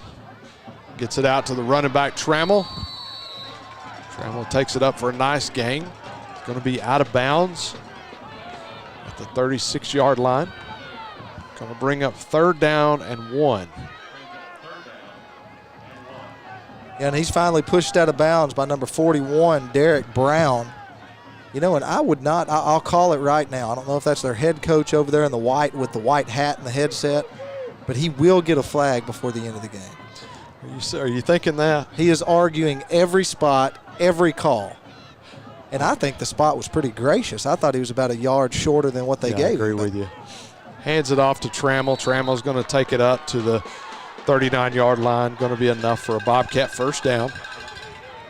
And he's tripped up by number 90, Christian Surratt. And I think that guy's just an assistant like what I was, and he's standing behind the head coach and just wants to pump him up a little bit, you know. Yeah, I think he's the designated griper. What's your name? Coach Griper. That's right. That's right. So, Lee gets a snap. Before he can get the snap off, timeout, Bobcats. You know, and you like your coaches to be fiery and stick up for you and argue a little bit, but you can't argue every spot. Well, you can't argue every call. That's right, because then the ones that you really need. That's right. They're just used to it. That's right, yeah. They're just used to you blowing steam, and so they don't want to hear it. Well, I got to say, for those that tune in every week, first off, we appreciate it. And second off, it's a lot warmer in this press box than it was standing outside at Mount Pleasant last week. Look, I love Texarkana Gameday and what they do and they stand for, and I'm above the moon to be a part of this. I love Morgan Smith and Frank and everyone that's a part of it so very much. But you don't love me. But I said everyone a part of it. But I told my wife before I left tonight, if I ever have to stand out in a 40-mile-an-hour wind again like that, and it's going to be hard for me to come back. Your volunteer years are over. Man, and the temperature wasn't that bad, but that wind, man, they were calling for a 5 to 7 mile an hour wind, and we got up there and it was 47 wow. miles an hour is what it felt like. Man, we were definitely not dressed for the occasion. That's right. We were looking for clothes in my truck, and it just didn't. I couldn't stack up enough Fields of Faith shirts on us to keep us warm. Lee back to pass, intended for Trammell, incomplete. Ball right through his hands. Tried to set up looks like a little outside screen there. Yeah, number 41, Derek Brown, was keyed in on him, and he was coming in hot, so it's probably a good thing he didn't catch the ball there. So we're going to bring up 2nd down and 10 for the Bobcats. Ball is spotted at the 39-yard line. Got 4:17 left in the first half. Texas High up 14-10 over the Hallsville Bobcats. Lee back to pass, gets an inside screen, and it's picked off by number 41. And it's going to be touchdown.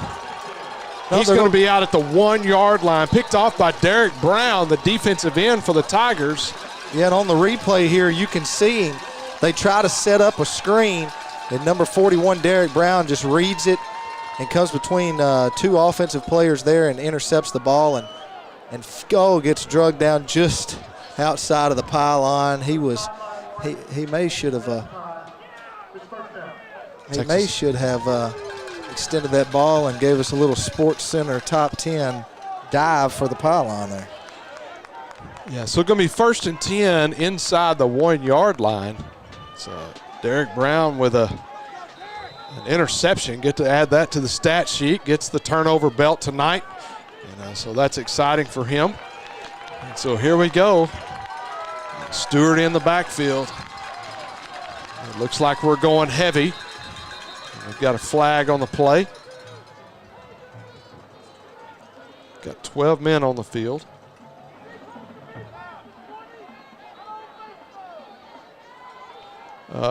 Apparently the referee can't count, so we're going to have to show him some Sesame Street stuff and teach him how to count to 11. So here we go, back underway, miscounted. Stewart gets the carry, goes up the left side, up the middle, and it's going to be a touchdown Tigers for Braylon Stewart, which is going to give him his 9th touchdown on the season. Yeah, and right here it's just big on big, and Texas High's offensive line against their defensive line, and they only needed about half a yard, and that's what they got. Hernandez is in for the point after it's kicked. The Priest is on the snap. Zane Dotson is the holder. Kick is up, and the kick is good. So with 3:59 left in the half, Texas High goes up 21-10 on the turnover.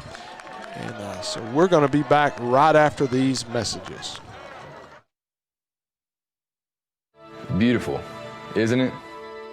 Beautiful, handcrafted stone is our passion, and we ensure our customers receive the quality they deserve. We stand by our word, we stand by our products, services, and work that we do. Our team of experienced craftsmen and product experts have been perfecting their craft of fabricating and installing stone since 1998. Visit the Design Center at Red River Lumber to see the many beautiful stone options available for your next project. We're back here at Tiger Stadium at Grimm Park. 3:59 left to go in the second quarter. Texas High leads 21 over Hallsville, 10. Here's my partner, Eric Aiken. I tried to sit down in that chair, and that chair, one of those, it's one of those that when you sit down, it slowly goes down instead of staying up. It's been at the stadium for a few years. And you were talking about all the cake I've been eating. Your chair won't even hold you up. Nandez on the kick. Why do you think I'm not sitting in mine? And he's still up there and finally brought down, and there's some flags. There's laundry all over the field. It looks like getting a little chippy down there. Looks like a cleaner's got blown up all of a sudden. Yeah, number 38, Lathan Ragland. I think the flag's going to be thrown on him, but there was a few hits there, and actually the play was stopped, but the whistles didn't blow. Yeah. And so Texas High has been coached, I'm sure, to play until the whistle, and that's why Coach Stanford's out on the field, and he wants to know why, and you can kind of see him motion into his mouth. There was no whistle. So how do you know when to stop? So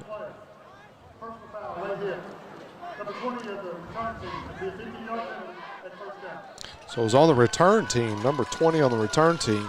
Walker was the one that had the return there. So number 20, Joseph Torrens, a junior for the Bobcats, and so it's going to be a 15-yard penalty, and that's going to, after a nice return, it's going to back them up inside the 20-yard line on the 17-yard line. This will be 1st and 10 for the Bobcats there. I still can't believe you made me turn my hat around in pregame. That was random. I just looked down and seen Jackson Halter with his hat still turned around backwards, which he's cool. We did not look anything like that. Well, we were just trying to fit in, right? So, Trammell gets the carry. Gonna take it up.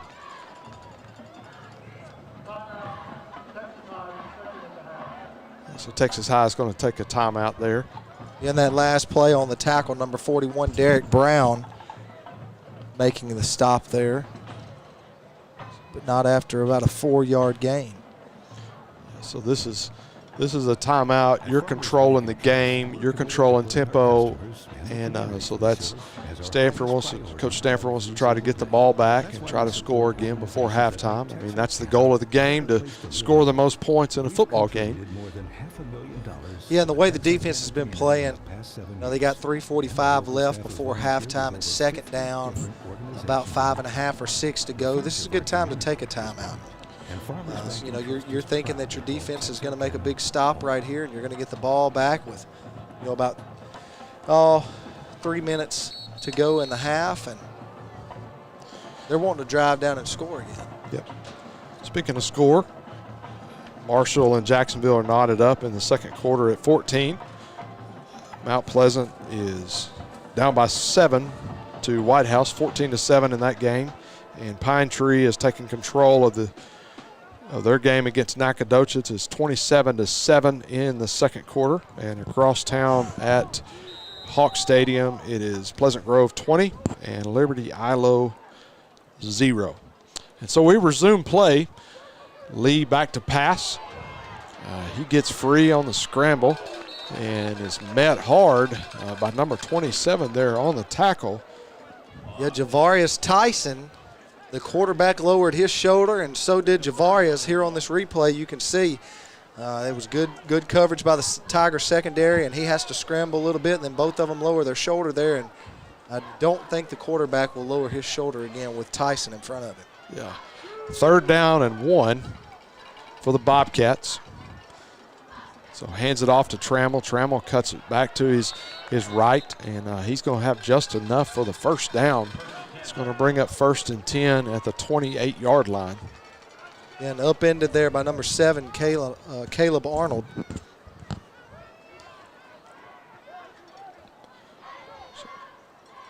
Hallsville goes full spread. They're going to have 3 receivers to the right and 1 receiver to the left. So you're going to have one-on-one coverage down on at the bottom of your screen.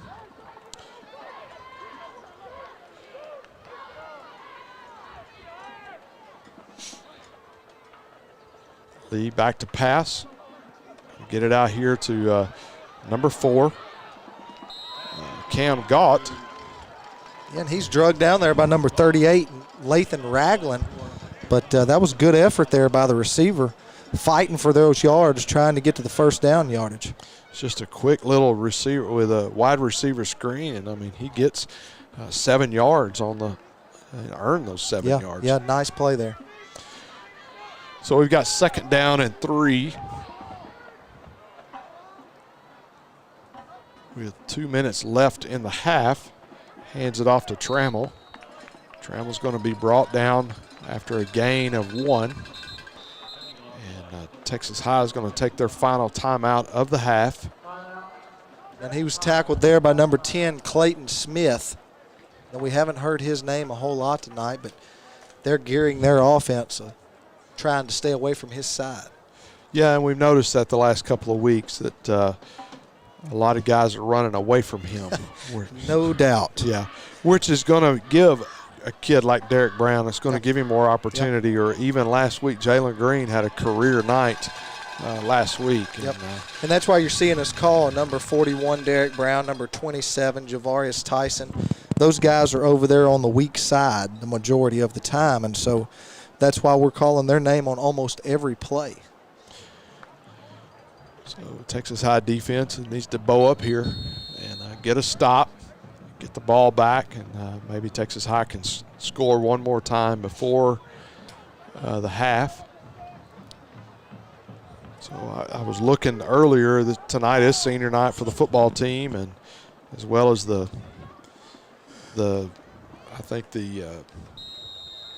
showstoppers and the cheerleaders, and I don't know who all. There's a lot of groups, and they mix it up a little bit. But I know for the football team specifically, and the athletic training staff. Right. And we got a lot of seniors on this team. That's this right. year. So that's a good thing this year. That's right. But it's going to be a fun year. Flag on the play. Going to have a false start by number 64 on the offense, Blake Hudson. And Blake was probably trying to get a little head start on Clayton Smith. You and I would need a big head start. Well, I'm not talking about us. I'm talking about Blake down there. Thank God we're talking about him and not us. That's right. That's right. So, but yeah, Blake Hudson, he saw 10 lined up. So here we go. So we're gonna have a timeout. Bobcats. So we're going one timeout to the next timeout to a penalty. So that's right. Texas High has used all of their timeouts this half, and Bobcats have one left with 1:57 left in the first half. Texas High leads 21-10. You know, it's moments like this in a game that you kind of get frustrated as a fan, like, come on, can we play? But, you know, both coaches know coming out at halftime, you got to have a stop, and I'm sure that's what Coach Stanford's thinking. Is we started the game off with the ball. Hallsville's going to get the ball to begin the second half, and so he's trying to get the ball back here and score again to give them some more momentum going into halftime. Yeah, and you know this what we're doing up here, calling the game from up here in the best seat in the house, up here in the press box, and you know I've got a little different view than you know what most people do. Is you know I don't get to be down there on that sideline coaching anymore. So you know it doesn't bother me that the game drags on or that the game is longer, because you know I miss those days as a player and as a coach, and you never get them back. So you know I kind of enjoy the longer the game lasts, because we get to sit up here and do this longer. So as we resume play, 3rd down and 6, Lee got a long pass to Walker, and Walker's going to make the catch, and it's going to be a touchdown Bobcats. And Lee put that on a rope, laid it out there beautifully. Well, we talked about it a little while ago, and on this replay, he just rears back and lets it fly. And what did he throw that, 40 yards? At least. And, I mean, hit his guy in stride. And we've seen him throw balls fading away and falling backwards. And, man, that guy's got an arm. Well, and Coach Stanford talked about it in our pregame and said, hey, we're concerned about the quarterback. He's got a strong arm. So the point after is good with 1:46 left in the first half. Texas High 21, Hallsville 17. And so Texas High is going to get the ball back. And if they can score here, it's going to give them the momentum going in at halftime. Looks like the defensive coaches are pulling together and trying to figure out what happened there. Going to have a conversation. And that's what I really appreciate about our defensive guys. They're always coaching, always dealing with people, always talking to them about, hey, you've got to work on this. It's not as a team. They're not scared to go to an individual and deal with something on what they're missing. Right. And not just the defensive coaching staff. Every coach on the staff, I mean, is constantly coaching. And that's what you and I talked about. I appreciate that, seeing that kind of stuff, because, not every coaching staff is like that. Mm-hmm. You see every coach talking to kids, every coach, you can see the passion that they have here at Texas High, and that's the result that you see is they're 4-0 on the season right now. So another short kick, and it's going to be kicked out of bounds, which is what they consider a legal procedure. And so they'll get the ball at the 35-yard line.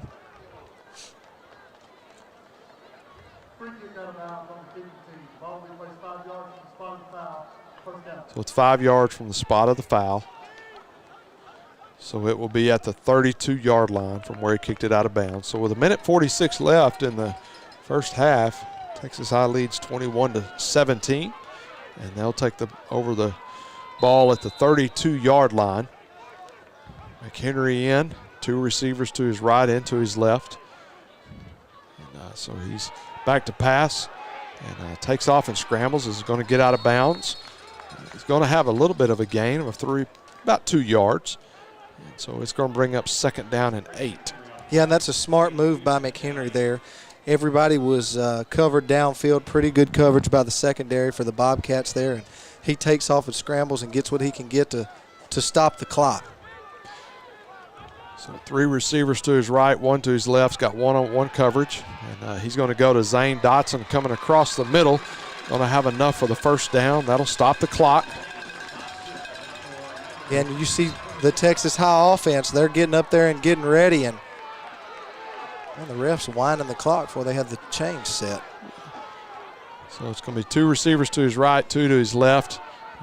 He's going to get it out to Dotson once again, and Dotson's going to be brought down. Clock's going to continue to run. It's going to bring up 2nd down and 2. Yeah, brought down by number 16, Major Burnett there, and we see the Tiger offense marching the ball down the field. There's a minute to go, and they're across the 50-yard line. McHenry back to pass once again, rolls to his left, starts giving out directions, and he's just going to take it out of bounds. And again, that was pretty good coverage. McHenry rolled out, and he was looking, wanting to throw that ball downfield, and there was just nowhere to throw it. So wisely, that's what we talked about in pregame, a quarterback like that in high school that cannot make those bad decisions, and he gets enough for the 1st down. Very smart move by him. So back to pass, throws it out to number 5.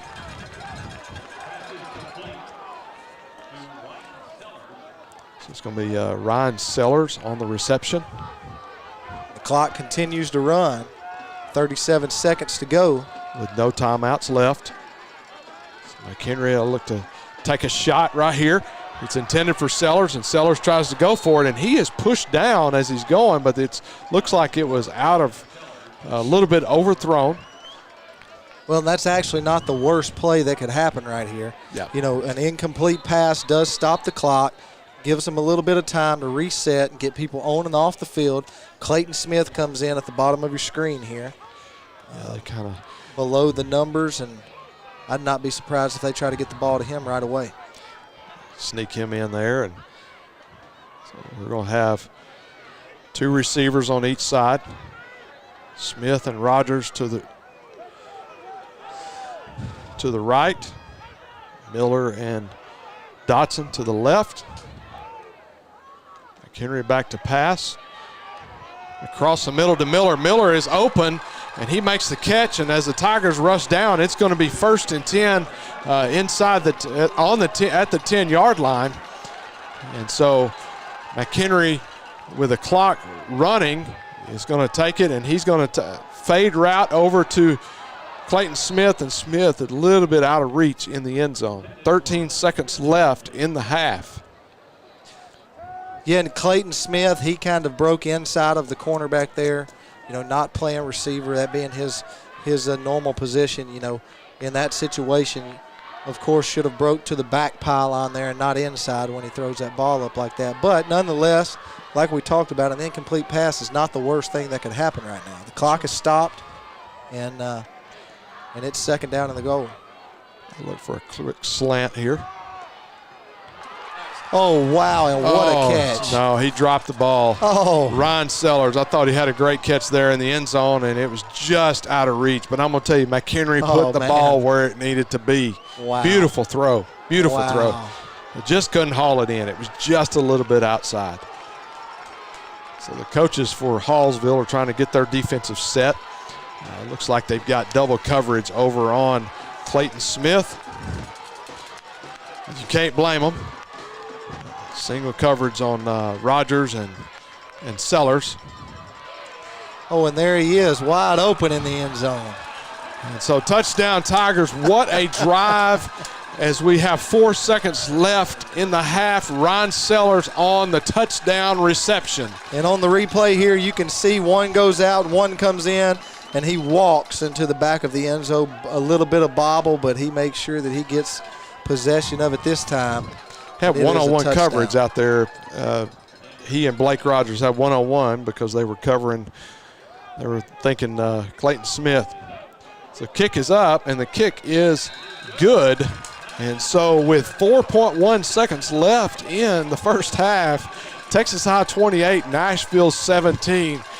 I remember an interview that Coach Toon, the OC, did, and he talks about Coach Stanford's a gunslinger, and that entire drive was nothing but gunslinging. We're going to let McHenry stand back there and pick the defense apart. Yeah, it's fun to watch, and it's fun to play in.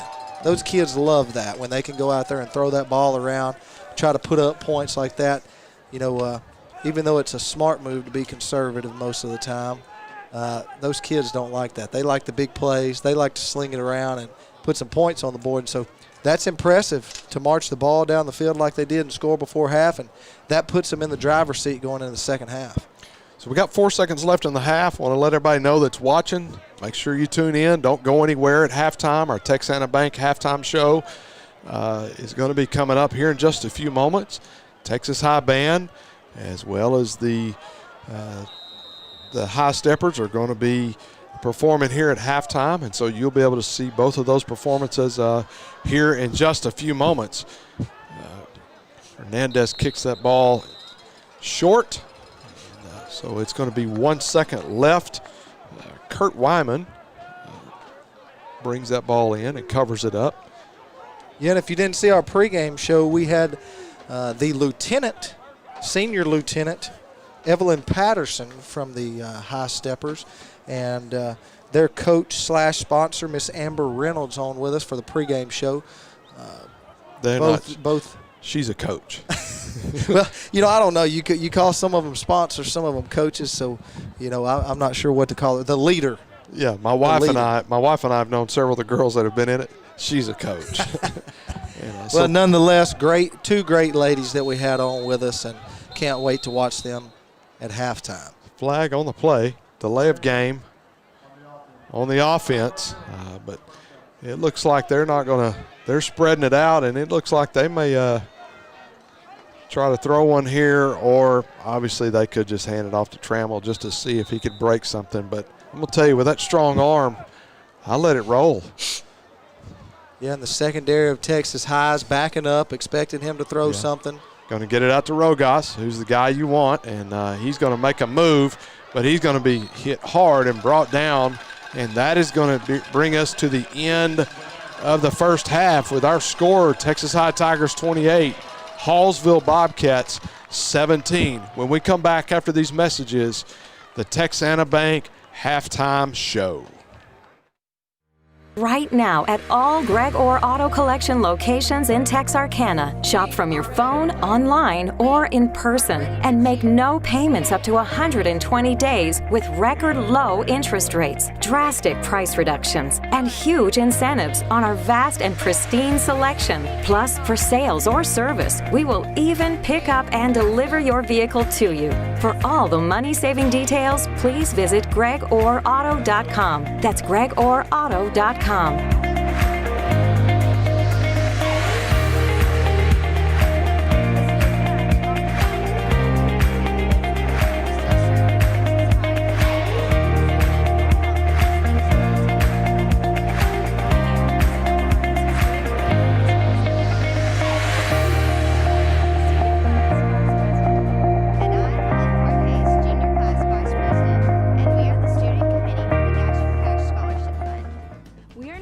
To schedule the Dash for Cash scholarship run this year because we are too busy running from COVID-19. Even though the race cannot run, we need our scholarship program to continue to run. All presenting sponsors will be listed on the Jumbotron at the Texas High School home games. To be a sponsor, please contact Dara McGuire, Julie Borowitz, Lacey McMillan, or Tanja Hayes.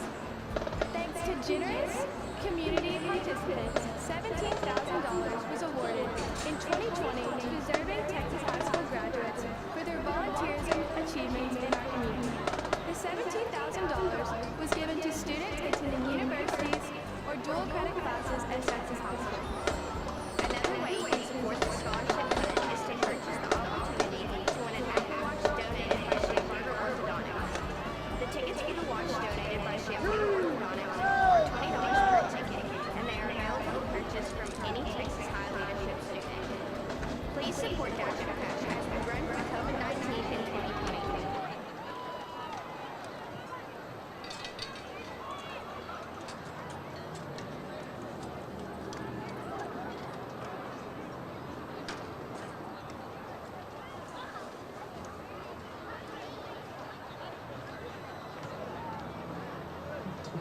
Ladies and gentlemen, the Texarkana Independent School District is proud to present to the field the 2020-2021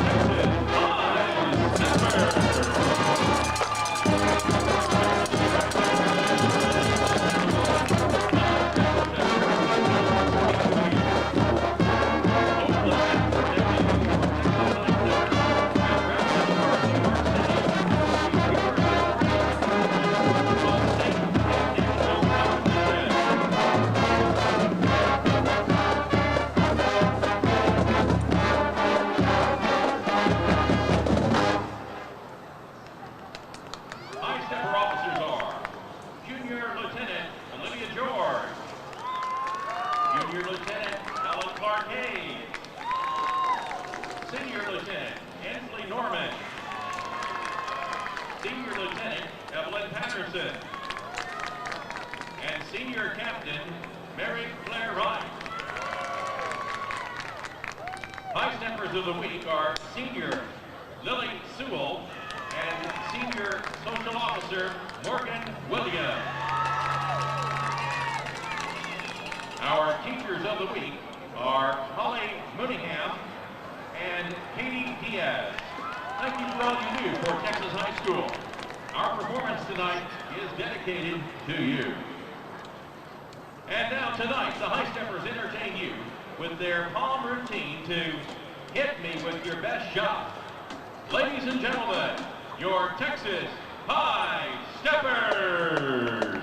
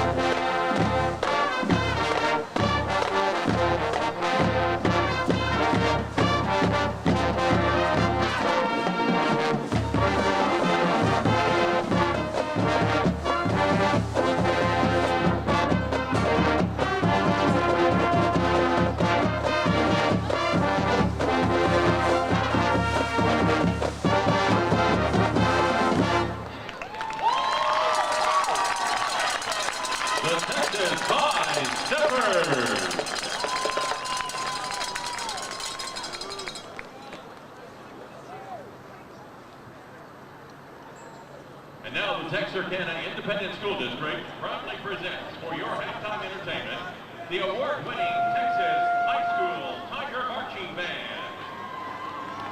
The Tiger Band is under the direction of Marty Lawson, Steve Bennett, Paul Stevens, Kevin Sutton, Dominic Phillips, Kayla Hoskins, Brandon Sands, and Dylan Davis. The Tiger Band is led on the field by drum teachers senior Gabby Reed and junior Julia Wright. Tonight, we present our complete 2020 competitive production entitled The Pursuit of Happiness.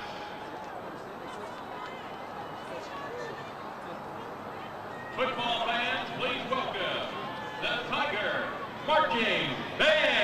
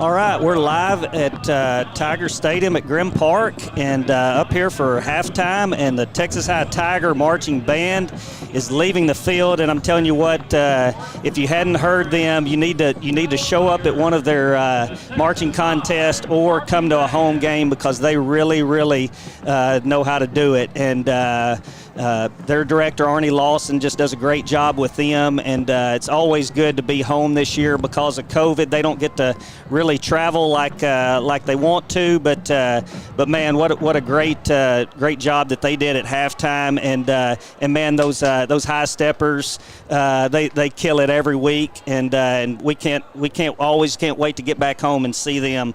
I'm joined live by Texas High's cheer coach, Miss Courtney Waldrop. Courtney, you do a great job with the cheerleaders, and can you tell a little bit about your job and what you do, and talk about your girls? Sure, thanks. Well, we have 3 teams at Texas High, and because of COVID rules, they're actually all getting to cheer on the field this year. So we have freshmen through seniors on the field, which is a very different experience, especially for the freshmen. Varsity football moves a little faster than 8th grade, where they're coming from. So it's been really fun this year. And we try to incorporate a lot of community service and different outreach projects and stuff, especially with our TISD elementary schools throughout the year. So we're hoping next semester especially to bring some of those back in with the COVID rules. work through some of our stuff and get them back at the schools. Well, we got Mary Grace McAfee, and we're going to get to her in just a minute. But talk a little bit about your crew. How many seniors you have, or do you have a lot of seniors? Or I do. We have 8 seniors this year, and I think 7 of them have been with us almost the entire time. And so we have a really strong group of senior girls. Great leadership, great skills. My job has been easier than it's been the last few years because we have such great senior leadership this year. So they have really taken a lot off, really taken the freshmen under their wings, taught them all the cheers, the chants, bring them up to speed so that they could cheer on a Friday night and look good on the field. There you go. There you go. And we always do. I noticed that. I'll tell you what, we're gonna send it down live with Brian Bolt, and he's got Coach Stanford for a interview.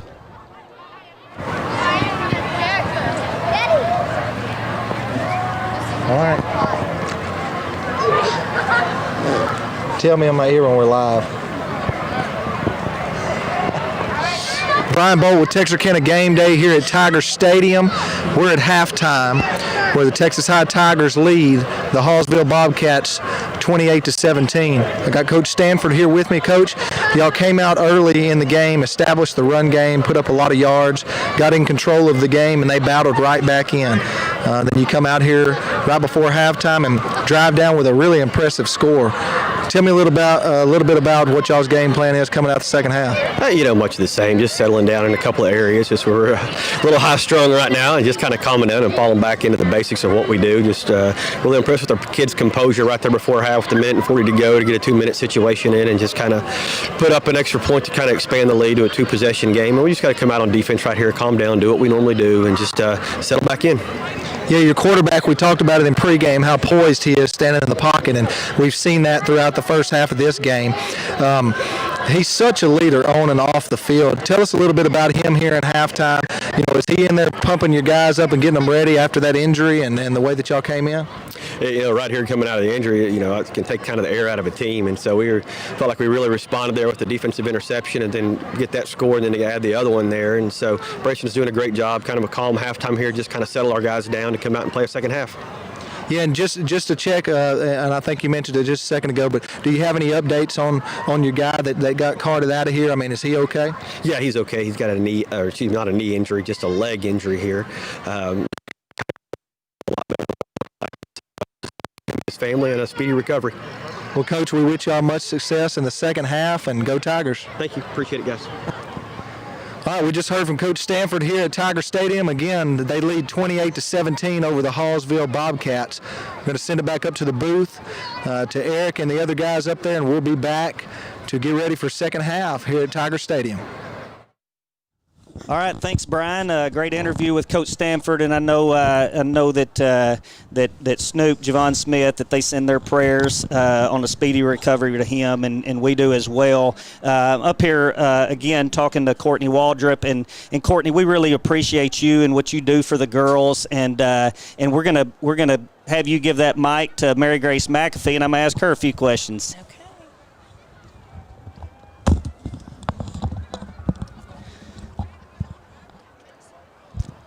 And now we have Mary Grace McAfee with us. She's a senior here at Texas High. And Mary Grace, tell us how long you've been on the cheer team. I cheered for 3 years. I cheered freshman year. I took a break to run cross country and track. Nice. After a couple hundred miles, I decided that wasn't my thing anymore.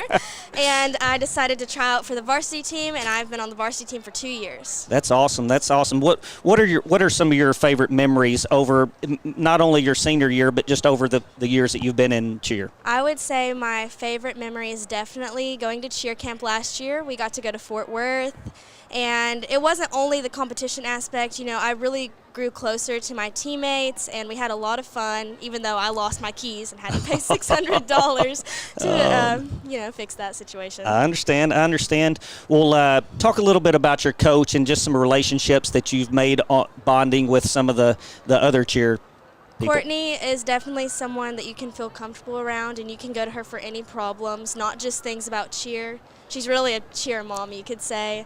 And I'd say the same about my teammates. We are really so different from each other, and they can help me with any kind of problem, whether it's a calculus problem to a problem with my faith to a problem with friends, family, awesome. anything like that. That's awesome. They always got my back. You and I were talking a little bit before while the band was playing, and tell us a little bit about what you're wanting to do after high school. I am looking to go to UALR. That's my #1 school that I want to go to, and I want to go for pre-medicine so that hopefully I can get into UAMS and become a cardio surgeon. That's my lifelong dream. That's awesome. Well, thank you so much for stopping by up here and talking to us, and we'll be right back with me and Eric Aiken, or Eric Aiken and I, as my mom would like to say, and we'll talk about the game.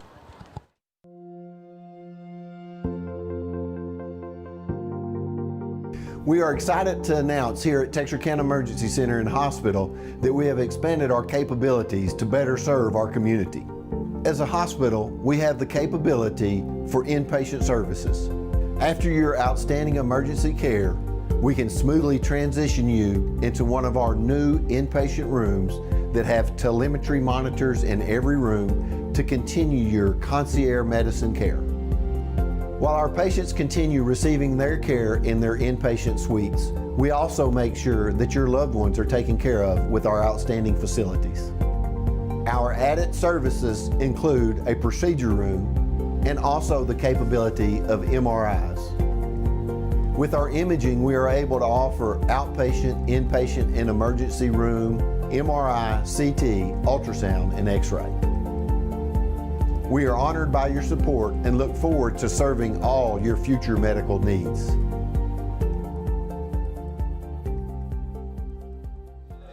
And we're back live with 3 minutes and 58 seconds left before we get started back. I'm here with Eric Aiken. Eric, what do you think some of the keys are for us coming back out of halftime?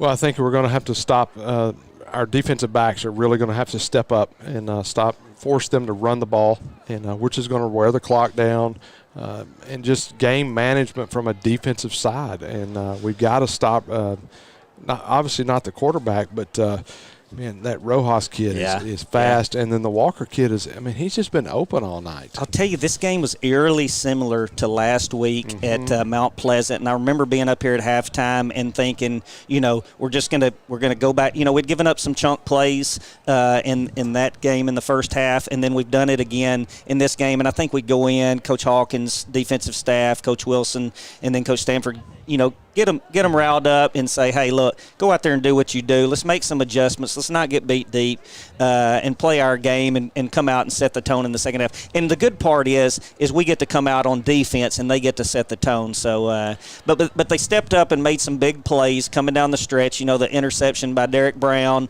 almost gets in, and then and then the offense, we could talk about them all day. They've looked really, really well. I noticed maybe one pass a little bit off by Brayson where he overthrew on a double hitch down here. But man, everything else has been right on.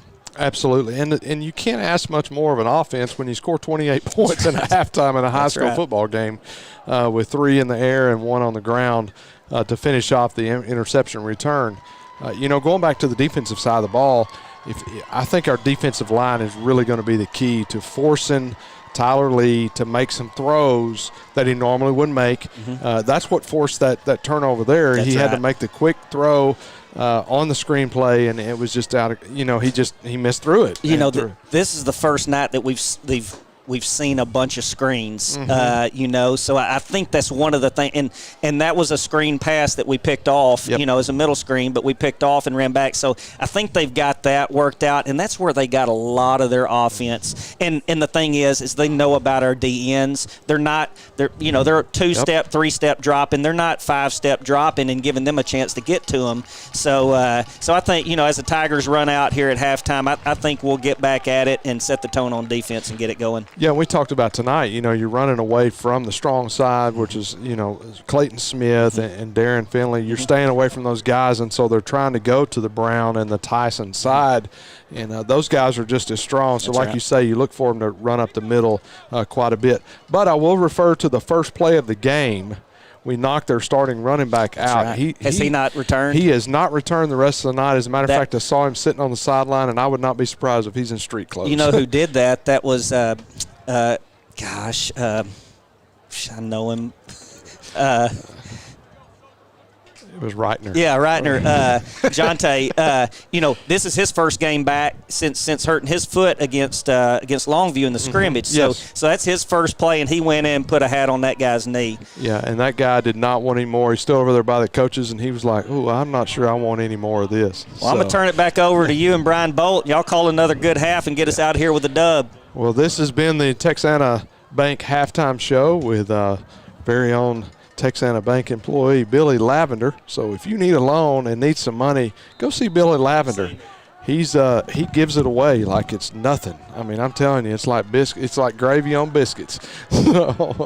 But as we begin the second half, Hernandez is going to kick it off, and it is going to be fair caught at the 29-yard line.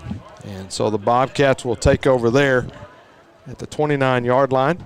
So we're going to see what kind of adjustments they've made at halftime. The offense didn't look bad, just had a few miscues as far as some overthrows on some key downs, and so put themselves in some 3rd and long situations on a few penalties. Didn't have a lot of penalties in the first half, and so we look to see what kind of adjustments they made at half. Are they going to run it more? Are they going to throw it more? And so we're going with a different back. We're going to have Rojas in the backfield. He's going to get the carry on the left side, and he's going to be brought down after a gain of about 3 yards. So we want to welcome back Brian Bolt to the booth, as he has had to sprint for the halftime interview and then make it back up to the booth. And so he was trying to prove his manhood and took the stairs coming back up instead of the elevator. It was not by choice. It was not by choice. So. Too much cake. Yeah. Second down and 6 for the Bobcats. Going to try to throw a little wide receiver tunnel screen there. Incomplete, intended for number 4, Cam Galt. Yeah, and 38, Ragland, he was there, read the play from the start, and the ball was tipped up in the air, and number 7, Caleb Arnold, almost came down, and if he would have gotten that one, I don't think anybody was catching him before he got in that orange and white end zone. That's right. 3rd and 6, and that's an adjustment the defense have made, is to read that screen. They got us on the screens a lot in the first half, and so read the screen well. Lee back to pass. His receiver Walker slips, and Rojas is actually wide open. There was a blown coverage there. Unfortunately for the Tigers, Lee did not see that. Yeah, and if number 4, Jalen Jones, would not have slipped down on the ground, he had an opportunity right there to come up with an easy interception. And so the Texas High has got to be pleased with a 3 and out to begin the half, which basically negates getting the ball to begin the second half. And so the Tigers are going to take over after the fair catch by Zane Dotson. We've got some extracurricular activities on the field. So we've got flags all over the place. I think every referee was throwing flags, and so if they're offset, it's going to be 1st down and 10 for the Tigers at the 29-yard line. Yeah, and that's what Coach Stanford said coming out from halftime. He wants the defense to come out and establish themselves in this game again, and he wants them to just get back to the basics.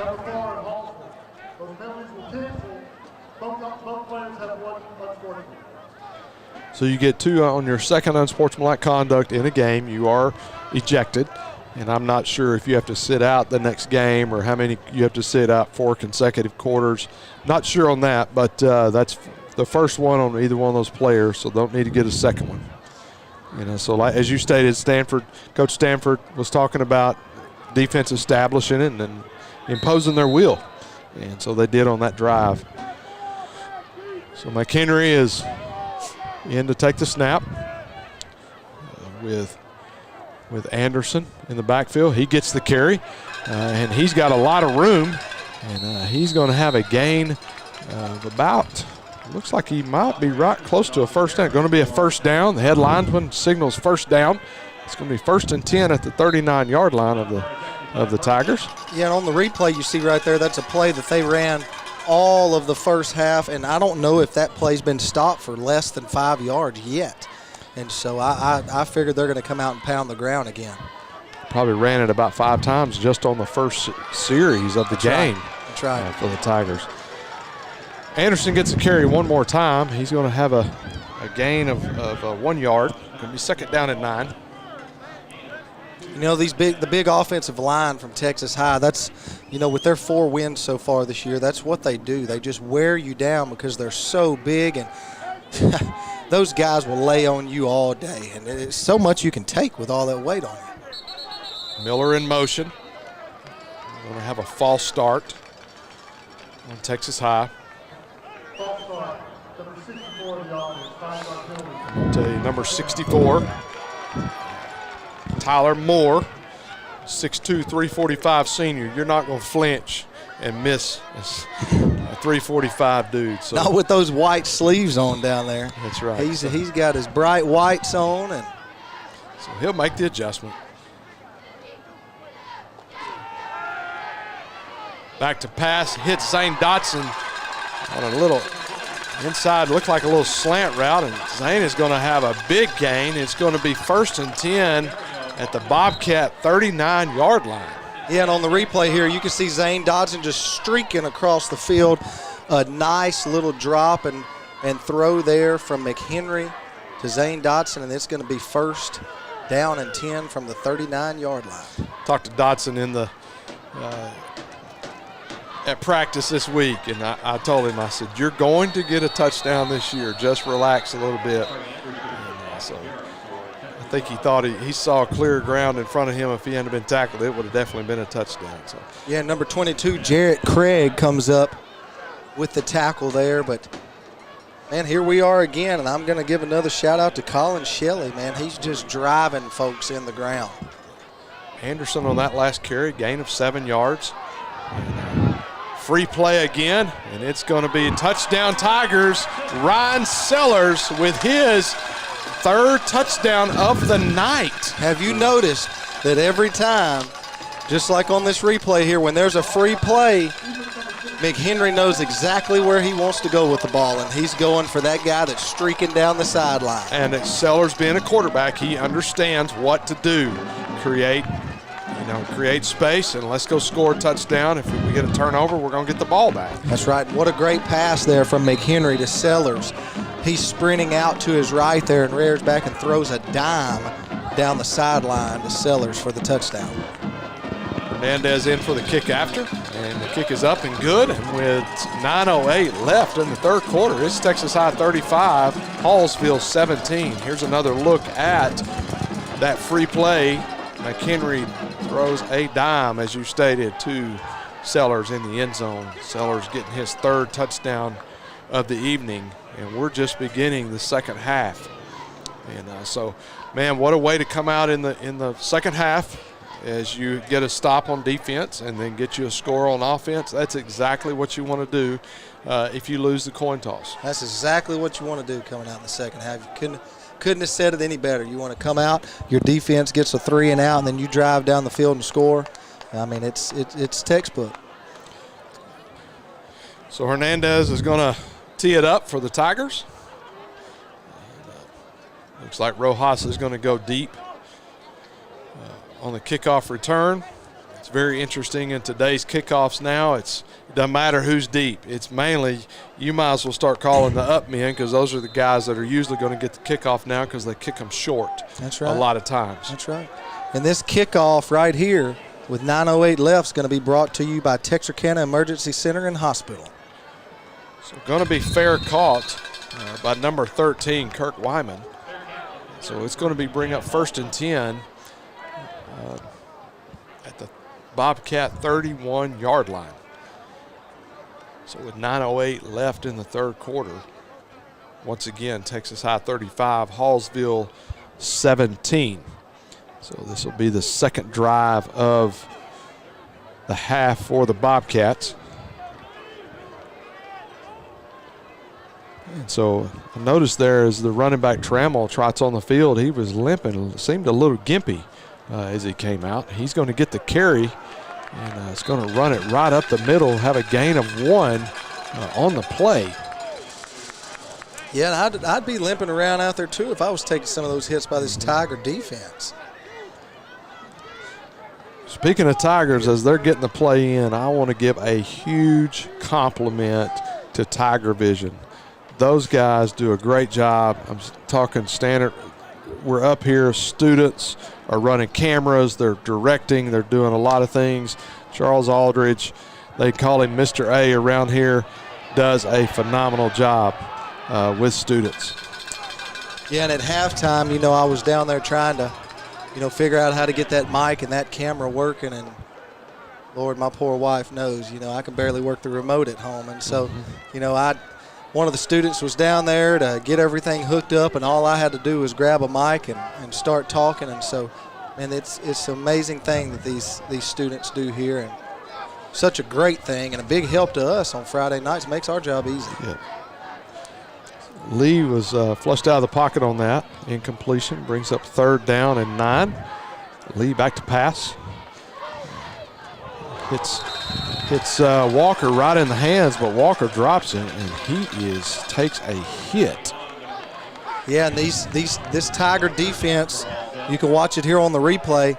These guys are out to hit tonight. Number 4, Jalen Jones come in, lays a lick on him, and if that ball would have hung up a little bit longer, number 22, LaJonte Whitener was right there and almost had the interception. Well, whatever adjustments the Tigers made at halftime on defense, it's working. So it's 2 3 and outs to begin the second half for the Bobcats, and they're going to get an excellent punt, and it's going to be down at the Texas High 6-yard line. And so Texas High will take over 1st and 10 at their own 6-yard line. Zane Dotson tried to get back to get a fair catch and almost ran into an official there. And the official kind of screened him just enough, and so he couldn't get over to make that. And so wisely got away from it. So as we were stating a while ago, students of Tiger Vision, great job. And they do other events here in the city and help out.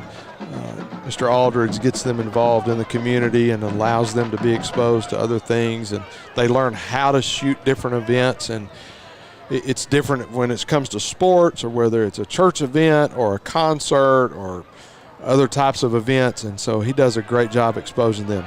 McHenry throws a dime to Ryan Sellers, and Sellers drops it right at midfield. I'm talking McHenry couldn't have thrown it any better. And I'm going to tell you, that would have been Sellers' 4th touchdown of the night, because there was nobody in front of him. That's right, and he's pretty fast. But speaking of dimes, I do want to give a shout out to, the Lakeside Rams are off tonight, and some guys that can throw some dimes up there, some quarterbacks from up there. The Mills brother, they're tuning in and said they're watching a little Texas Tiger football tonight. So big shout out to them. That's right. You didn't know where I was going when I was talking about the dimes. You thought I was fixing to get myself in trouble, didn't you? That's right. Stewart on the carry. Brings up 3rd down and 1. So he gets 9 on the carry.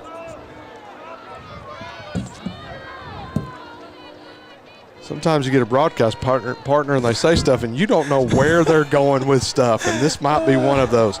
Stewart on the stiff arm, and he has enough for a Texas High Tiger 1st down. He had to fight for that 1 yard, but he got it.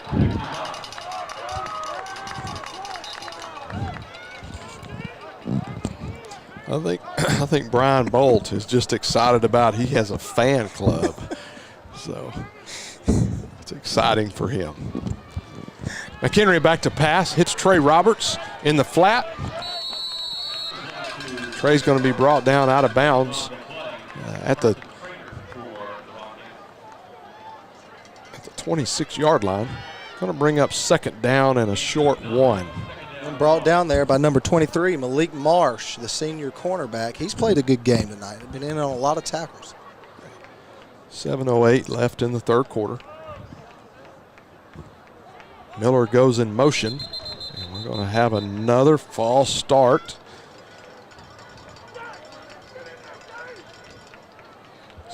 This is something we ran into last week, and we talked about pregame.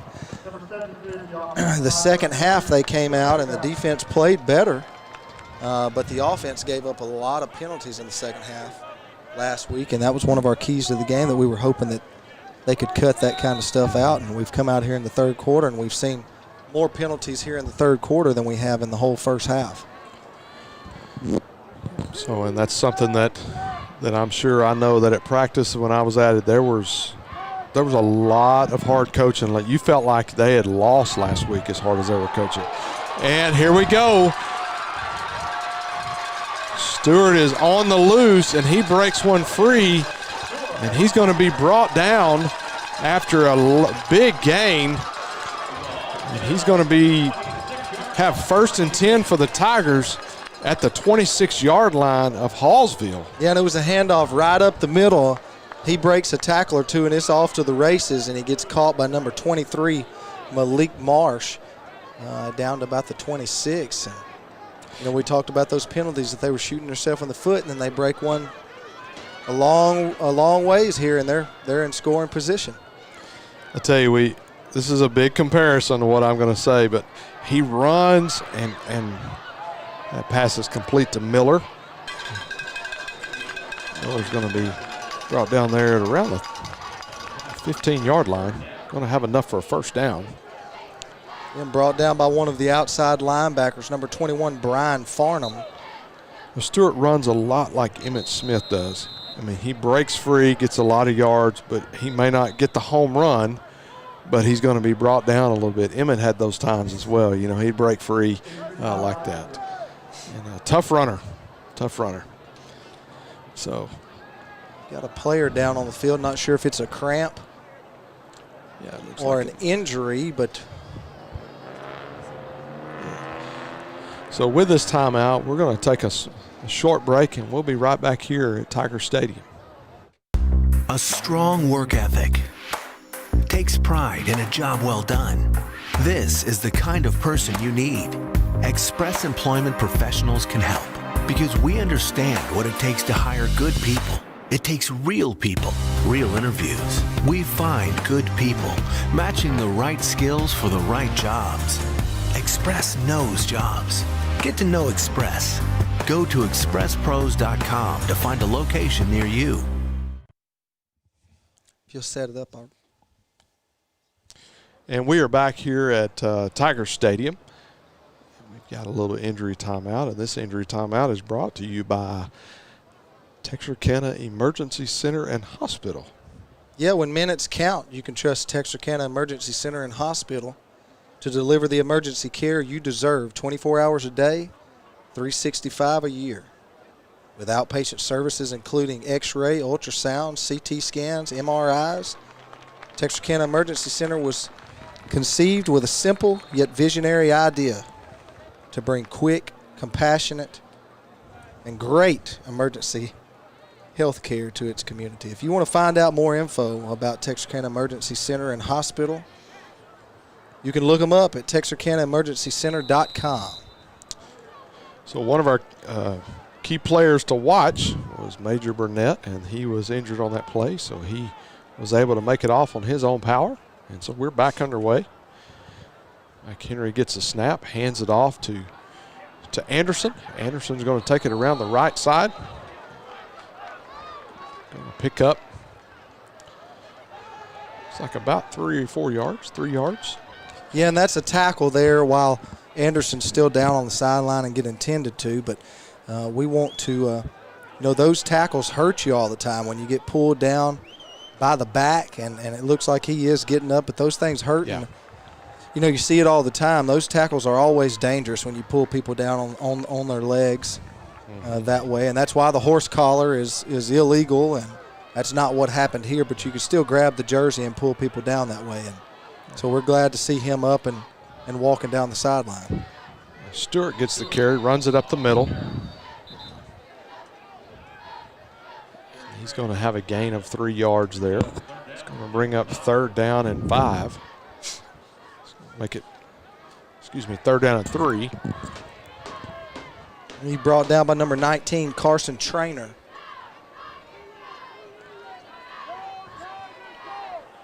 So as we're waiting on the play to come in, Marshall Mavericks are up on Jacksonville in the second quarter, 28-14.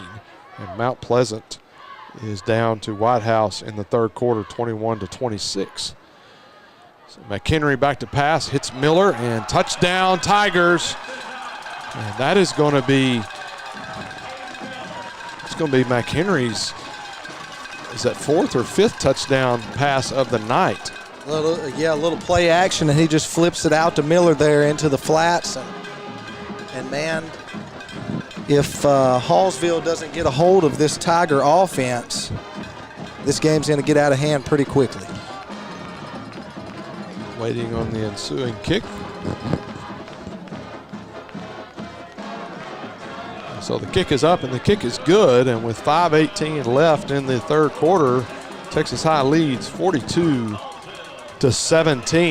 So McHenry is once again having a career night, throwing his fifth touchdown pass of the game with still a quarter and a half left in the game.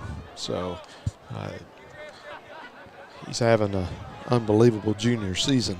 No doubt. It's always fun to come out and throw that ball and put up some numbers, and man, is he putting up some tonight. You know, coming into the game, he had 8 TDs on the year, but now he's up to 12. So that's there's something special about that. He is, like we say, I'm going to tell you, the demeanor that he has, he is cool in the pocket.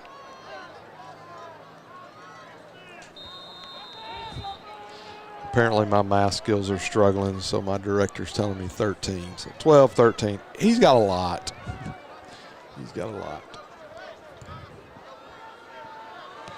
Hernandez to kick, kicks it high. Fielded there by number 2, Walker. Walker is going to bring it out to the 29-yard line. Going to bring up 1st and 10 for the Bobcats. And he's brought down by the cornerback, Lathan Ragland, that's out there on special teams. And they wrapped him up to bring him down, and defense will go back to work and see if we can get another 3 and out. You know, and that's the thing. When you get a lead like this, these guys understanding you've got to keep your foot on the gas, or this team can come back. I watched them last week, watched film on them, and they made a good comeback against Jacksonville, but Jacksonville just was too much for them. So you've got to keep your foot on the gas. You can't let up, and learning to finish. You know, it's not for just this game, but for when you get into the playoffs and down the road, and when you get into tight games, you got to learn to play 4 quarters. Yeah, and that's the thing about watching Coach Stanford and his coaching staff.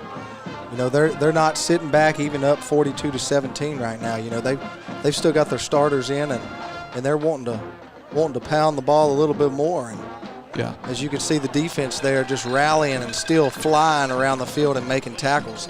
They're not letting up any. No, and you're going to, just by watching, you're picking up on things. 30, which is going out. He was gimpy on that, so that's going to be a pass play. So you got to read it and know a pass play. So they're sent in number 37, Caden Hawkins, is going to come in as the running back.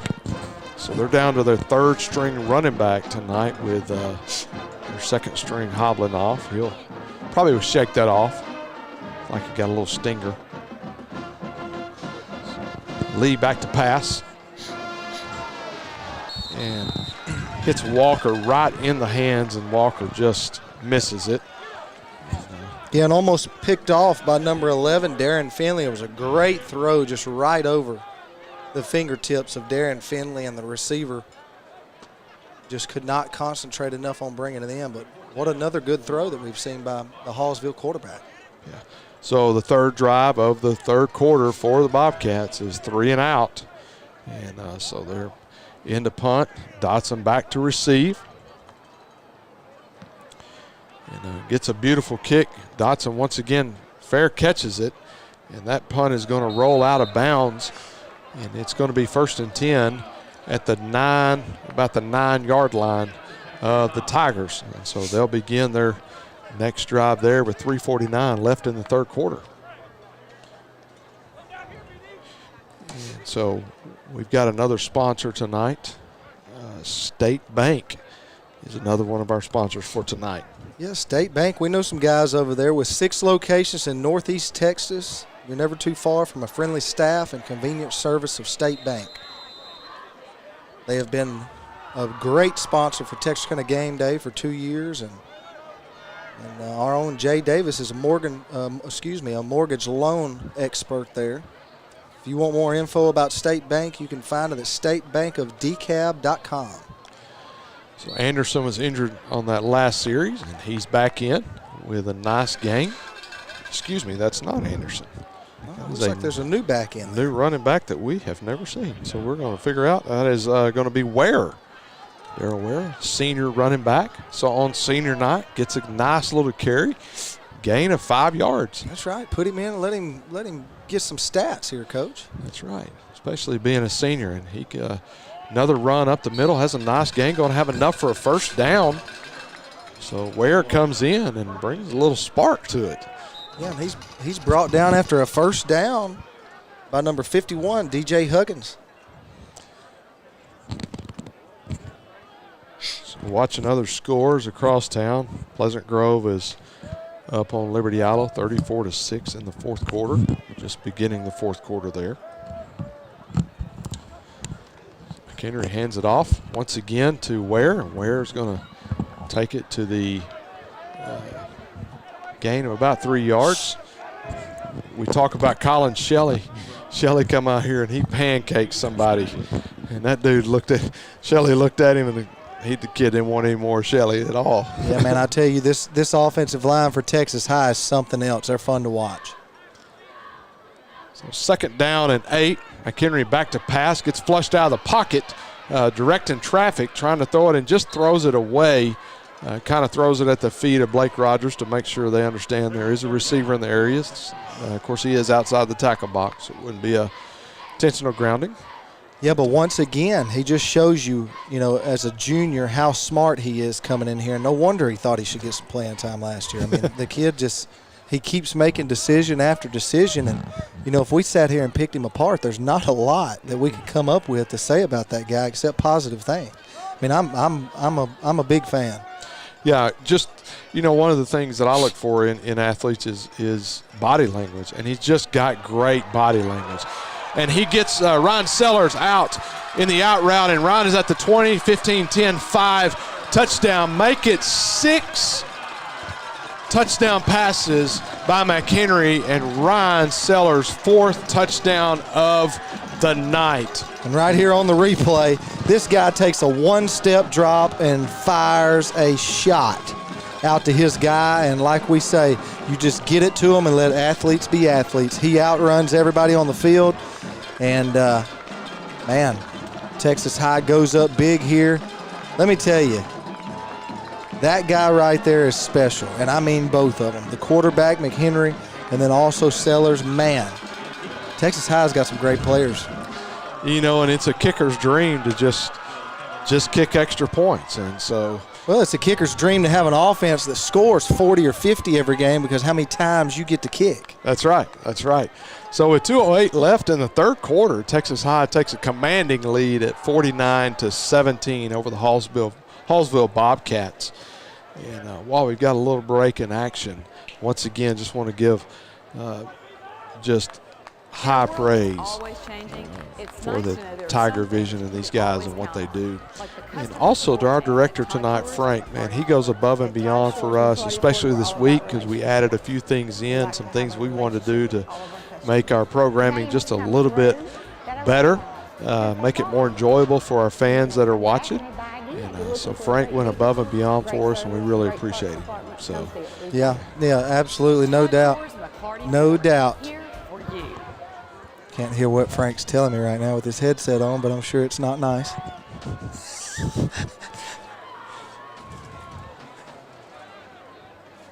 So I've been told, one of the coaches has corrected me, number 28 running back is Donnie Grissom, and he is a sophomore. Oh, wow. So when you got a sophomore and a junior running back, I'm going to tell you, Texas High could have several years of really being good as right. well. And you've got a sophomore starting at linebacker tonight, taking the place of injured Halter that we talked about earlier. And then, of course, your defensive line. You got 3 seniors and a junior, but you got some guys right behind them that that won't be bad, and I'm sure here in the fourth quarter we're going to see a lot of those guys get to play, and a lot of seniors are going to get to play. I look for them to start rotating some of those seniors in just to give them some time on senior night. Yeah, there's also some changes already on the defensive line. Let's see here, number 91, Cameron Thomas, he's a junior. He's in on the defensive line. Number 24, let's see, Braxton White, he has come in at a defensive ends position. And then Jalen Green is still in as the Tigers have gone to a three-man front. They've actually split Derek Brown out. Rogas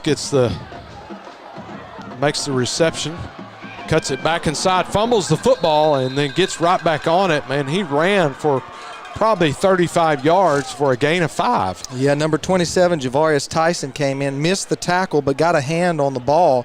Right here on the replay, you can see he just throws it out to his playmaker. He almost gets tackled there and then cuts back to the middle of the field, and number 27 just dislodges that ball there, and luckily he gets back on it for Hallsville. So it's going to bring up 3rd down and 5 for the Bobcats.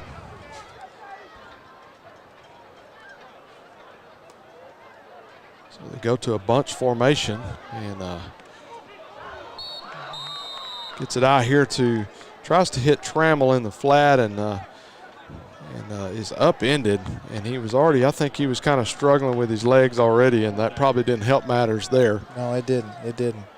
So they're going to come back in and punt. I'm going to tell you, this defense has come out in this second half and has stone cold these guys tonight. There's no first downs in this half whatsoever. So it's been 3 and out every series tonight. And so the punter has been, in the second half. So the punter has been very busy in this second half working on his averages. So with 37 seconds left in the third quarter, Texas High leads 49-17 over Hallsville. And Texas High, like I said, that defense did not allow a first down in the third quarter and came out on a mission. No doubt. In the second half. No doubt. You know, hey, you were giving me a hard time about my fan club a little while ago. I just do want to point out that, you know, we've both gotten texts while we were up here, and people keep texting me about what a good job we're doing, and you just keep getting text about correcting. So you need to shut yours down, and let's just look at mine. McHenry hits Blake Rogers out in the flat. Blake breaks a couple of tackles and is going to get a gain of 14. It's going to bring up first down and 10 at the 39-yard line. Listen, it's actually coaches correcting me because the roster is wrong. Well, I mean, you know, every week we get paid by the job that we do. So since we haven't got a paycheck yet, that must be tell you something. Well, we're still working on that pay. We'll see what happens. You know. Looks like they're going to let the time run out in this third quarter, and so at the end of the third quarter, it's going to be Texas High 49, Hallsville 17. And so we're going to come back and after this message from one of our sponsors. Beautiful, isn't it? Beautiful, handcrafted stone is our passion, and we ensure our customers receive the quality they deserve. We stand by our word, we stand by our products, services, and work that we do. Our team of experienced craftsmen and product experts have been perfecting their craft of fabricating and installing stone since 1998. Visit the Design Center at Red River Lumber to see the many beautiful stone options available for your next project. Past 7 years, and our local staff has volunteered with over 50 different organizations. Welcome back to Tiger Stadium at Grimm Park, where Texas High is leading 49-17. As we begin the fourth quarter, this quarter is sponsored by Conterra Networks. Yeah, Conterra is committed to delivering today's fastest and most efficient fiber technology to businesses across the nation. And they promise to employ and empower high-qualified people, not just systems, to better serve their customers and to be the provider in every single market. Services include internet, Ethernet, private custom networks, dark fiber, and voice. If If you want to find out more info about Conterra Networks, you can find out all that you need to know at Conterra.com. Appreciate Conterra for being a sponsor. So it looks like we've got a change at quarterback. Zane Dotson is in at quarterback. Excuse me. Yeah, Zane Dotson is in at quarterback.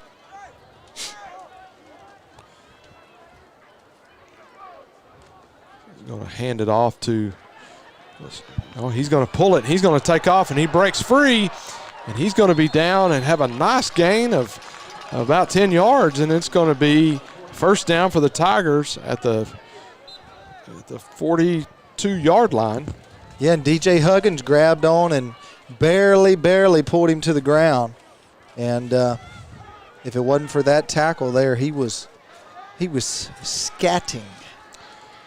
So we apologize. We're trying to figure out who number 13 is, and I'm sure I'll get a text by that. So he's in the backfield with Zane Dotson. Dotson hands it off to 13. He breaks free, and he's going to break free, and he's going to score. It looks like we may have to be coming back. It looks like it may be a hold on the Tigers. Man, what a carry.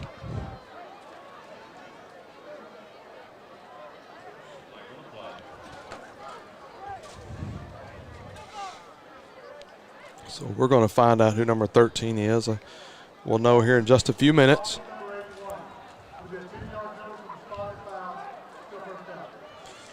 So as we continue play tonight, and as we begin to rotate through, and the seniors are getting to play quite a bit, next week Texas High will travel to Marshall to take on the Marshall Mavericks. And I know that in the past that has been a little bit of I don't want to say a rivalry game, but it's been a tough game. A lot of history there with those two schools. And so we hope to be bringing you that next week here on Texarkana Gameday. And but of course, according to Brian, is if we can't get in the press box, apparently we can't do the game. So well, but we go back to that pay again, brother. I'll only do so much for free. That's right. That's right. No, I tell you what, on behalf of Brian and I, we really are enjoying doing these games, and we appreciate everyone who watches and supports Texarkana Gameday, and we appreciate you, your compliments. We hear consistent compliments, and thank you so much for your patience with us. And if we don't know a number or a kid's name, we really do apologize, because we want to try to call as many kids' names as we can. And so, once again, number 13 is on the carry. He's going to have a gain of 4 yards. It's going to bring up third down and 11. And he's brought down by number 57, Gavin Mendez. And, you know, to piggyback off of what you just said, yes, you know, we joke around about a lot of things while we're on the air, because we have to stay sane up here in this box, squeezed in here together and for this long amount of time. But in all seriousness, we love the game of football. We love this town here, and we love to bring it to you every Friday night, and it's just something fun to be a part of. Well, we've got 2 penalties on the play. I think we got a hold on each of them, but Dotson hits number 28, Donnie Grissom, for a little screen pass, but it looks like it's going to come back. And number 73 was Mr. Day. He was way down the field on that one right there. Yeah, and I think they did try to we'll have to see a replay, but I thought they were trying to set up the screen. Yeah, they did. And so, but I do think with your backup quarterback in, I think they threw it in front of the line of scrimmage. So, nonetheless, of what they were trying to do, if you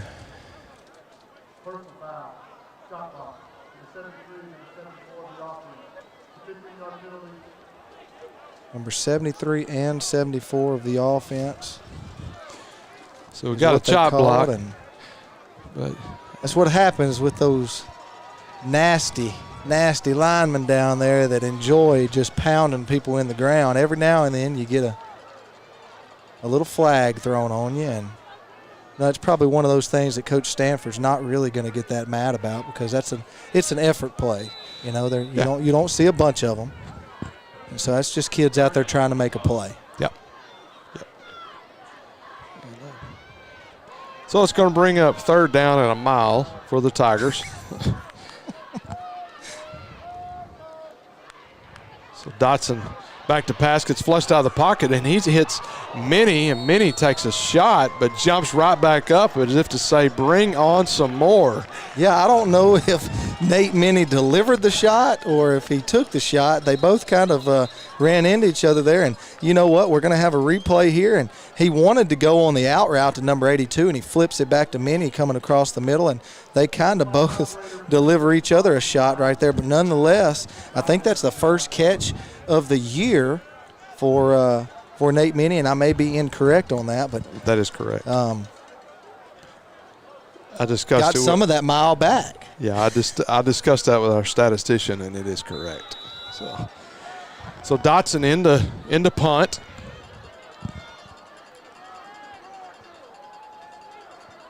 The Priest is the senior is snapping.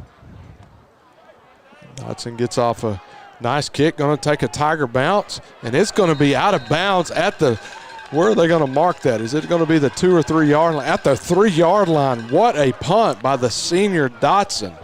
And puts it out at the 3 yard line. Man, what a fun senior night to have that. Absolutely, and what a great punt there.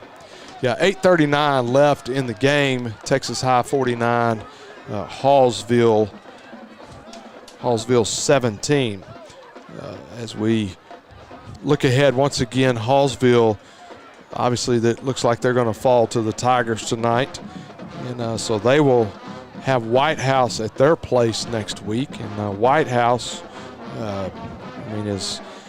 they were 4-0 going in tonight, and Mount Pleasant and White House are in a little bit closer game. It's 33-21 with about 5 minutes left in the fourth quarter. Marshall Mavericks are still leading Jacksonville 35-14 in the third. And so those are district scores. And as looks like Pleasant Grove is going to handily win tonight against the Leopards. It's 41-6. And the ball comes out. Yeah, Rojas on the carry. The ball comes out and takes Texas High's ball at the 20-yard line. Man, what a special night for seniors as well as some of these kids that don't get to play a lot, get a fumble recovery. Man, they're excited. Yeah, and the coaching staff over there thought that he had stepped out of bounds already, but the ball comes out and non-reviewable. And so if they call it on the field and they don't decide to overturn it, then it is what it is. And Texas High is going to get the ball back, and I think we're going to see some young guys here get in the game. And let's see if one of those guys can get in the end zone. You know, I'd really like to see number 18 score his first high school touchdown right here. Could be special. I'd like to see 16 to get in there as well. All right, so Dotson hands it off. 13 makes a move to make a man miss in the backfield. Man, he is a great running back. Yeah, what a nice little run right there. So I wish I had a name. If we can find out a name, I would love to call that. So if somebody's got number 13's name, it would help us out a lot. So going to bring up 2nd down and 7. It's not the first time I've been stumped on my roster. Man, I type those up every week just for you. Well, by the way, you do a great job on all of this. High snap, Zane brings it down, hands it off once again. It's going to be 3rd down and 3 at the 13-yard line. Yeah, brought down by number 51, DJ Huggins again. So I've been told that is DeQuarian Witcher. Number 13 is the running back, DeQuarian Witcher. So we apologize for not calling him earlier, but we've got that name now. So we'll make sure that our roster reflects that from now on. Grissom gets the handoff, takes it straight ahead, and he's going to drag a few guys with him. And he's going to have a 1st and goal inside the 5-yard line at the 4 for the Tigers. And he's finally brought down by number 12 that's in for the injured safety. That's Austin Foya. So these guys, they're rotating guys in and out, so we got to make sure we got enough people on the field. And so it looks like they've stayed mainly with the starting offensive line. I think they've made a few changes, but it seems to be mainly they've stayed with the offensive line. Dotson on the carry, he gets hit hard, but he's going to be brought down inside the 1 yard line. It's going to be second down and 1 with a quarterback keeper there. Comes over to get the play.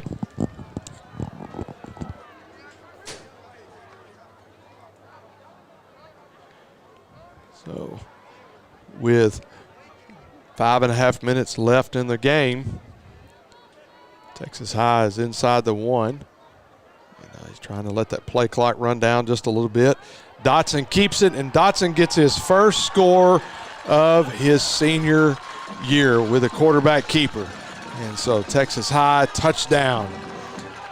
Yeah, and if you can't tell, those guys are excited down there, just like you are.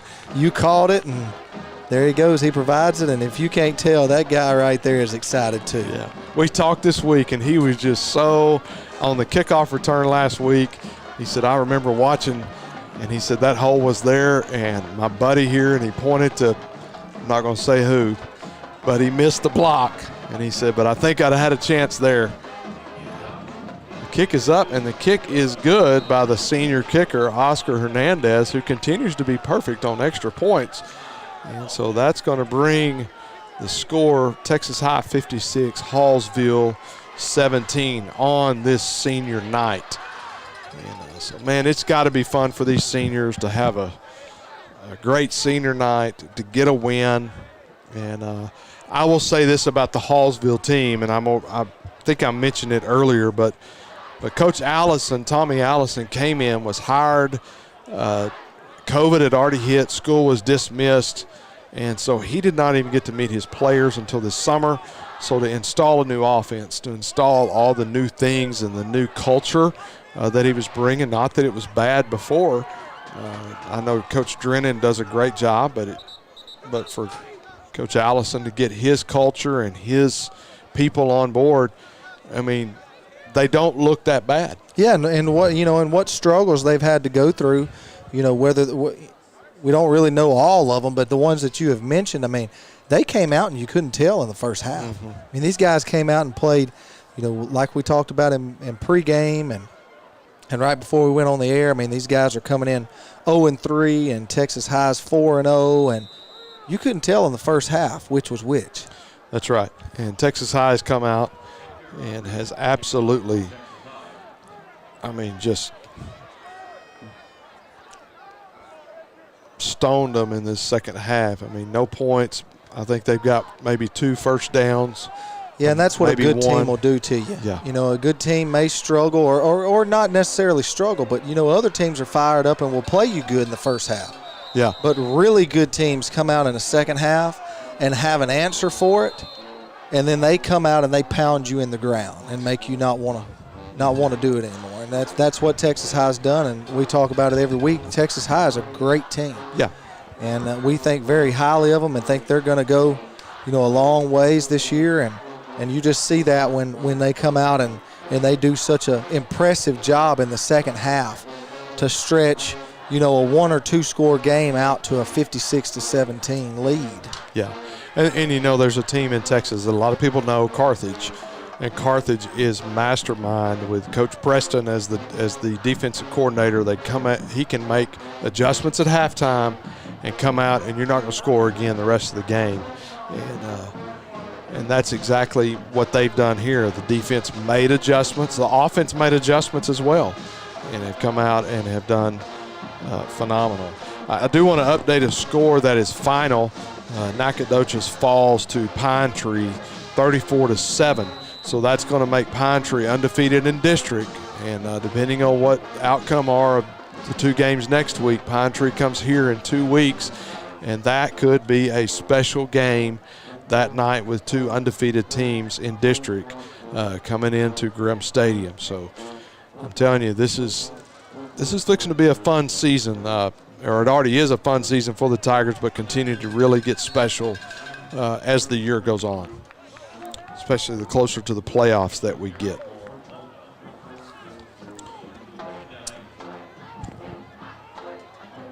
Give you a few other area scores here in just a second.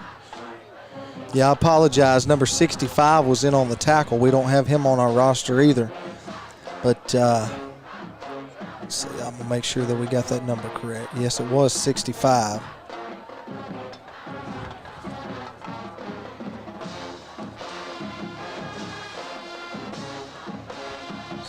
The Texas High Band is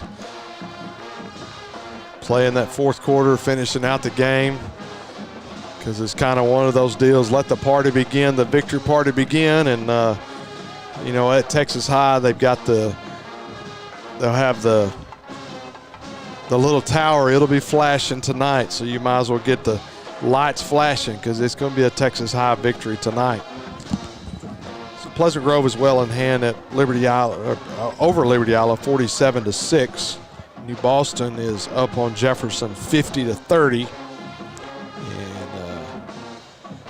And Dangerfield is, beginning of the fourth quarter, is ahead of Hooks 28-26. That's a big game there. And Pottsboro, this is a big game tonight. Pottsboro is up on Mount Vernon 43-36. And if you haven't heard about the ending of the Mount Vernon game last week, look it up. It's very interesting when a field goal is no good and they call it good. It was literally 3 foot, no good. Mount Vernon loses because they called it good. It's just look it up. So, but that's the way it goes. Wow, and number 65 gets back there and by a shoestring comes up with a sack, and I do not have a name. We apologize. We don't have him here on our roster. And Aiden Hunter. Is that 65? Aiden Hunter is number 65. All right, well, Aiden, he's in, and he's playing tonight and come up with 2 tackles, 1 for a sack. Yeah, well, my good friend Alan Cross, he is assistant O-line coach here at Texas High, helps out Coach Harrell. He's keeping me updated on those numbers, and I really appreciate him doing that. Coach Cross is a great man. I appreciate him very much. And so, man, the greatest formation in football, the victory formation. And so the Texas High Tigers are going to be able to run it out tonight. Yeah, and we want to give a shout out to one of our other sponsors for tonight, Texar Federal Credit Union. Texar, it's where your friends are. Texar is a community first credit union. Has served the members of the Texarkana and surrounding area since 1951. Having 7 offices and employing almost 100 people, today Texar serves citizens in Cass, Bowie, Little River, Miller, Red River, and Lamar counties. If you'd like to find out more information about the things that Texar Federal Credit Union offers, you can visit them at gotexar.com. So as we wind down the final minute of the game, you know, I want to revisit those keys to the game that we talked about earlier in the game, and it's just simply Texas High, get the run game started early and limit the penalties. Yeah, no doubt, and we talked about it early, and that's what Coach talked about when he came out at halftime. We want to get back to what we do well, get back to our identity, and that's running the football and then hitting the long pass plays, and I think they came out after half and did exactly that.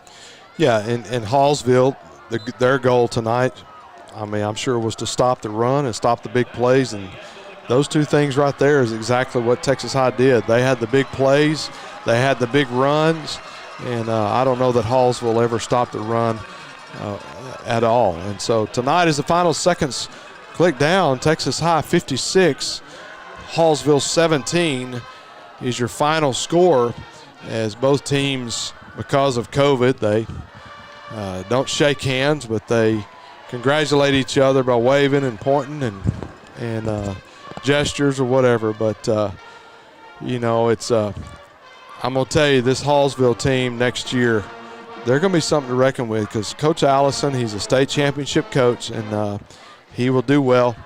And so he'll get those guys winning and playing that Allison brand of football. Yeah, and as the players cross across the field, we're going to go straight into a short post-game show here that's brought to you by Gregor Auto Collection. If you want to find out more about Gregor Auto Collection, you can find out more at gregorauto.com. And as we start our post-game show here, it's kind of like you said. Texas High, of course, comes in and pushes those keys to the game, and Hallsville just never could, and that's the outcome. I think Coach Stanford will go back and look at the penalties. They had a lot more last week than what they did this week. But still, at the end of the day, you want to limit those to as minimal as you can get. And so I think that's one of the things we saw at times in the second half for Texas High. It got a little sloppy. There were some unnecessary penalties. But, that's something that happens, and they move on. And if they get better each week, then that's something that will dissipate as time goes on.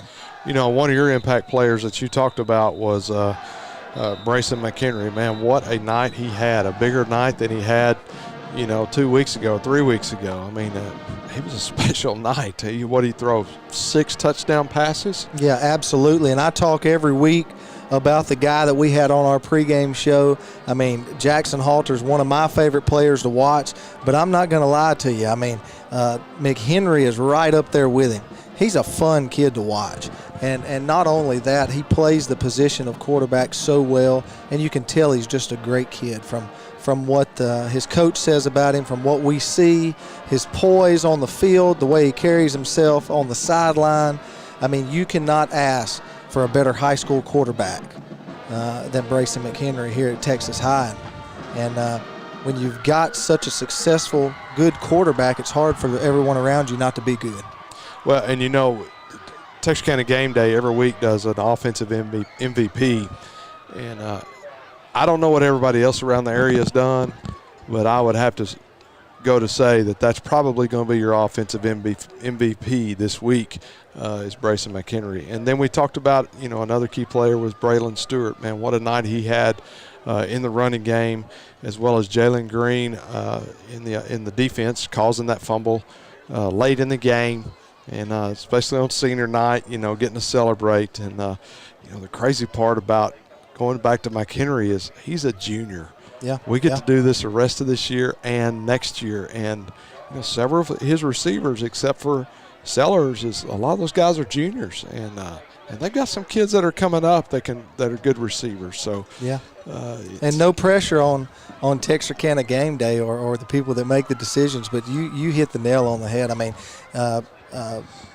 he is definitely in the running for offensive MVP this week, and the crazy thing is he is every week.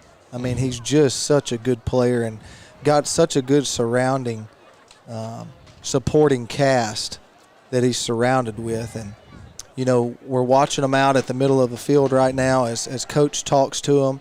And over these weeks I've gotten to know Coach Stanford a lot better than what I did, and you can just tell he's really got a heart for these kids. They mean so much to him when he speaks to you, just the way that he talks about the school and the program and his kids here. I mean, he cares so much, and you can tell that it's pouring into those kids, and those kids are pouring it back out.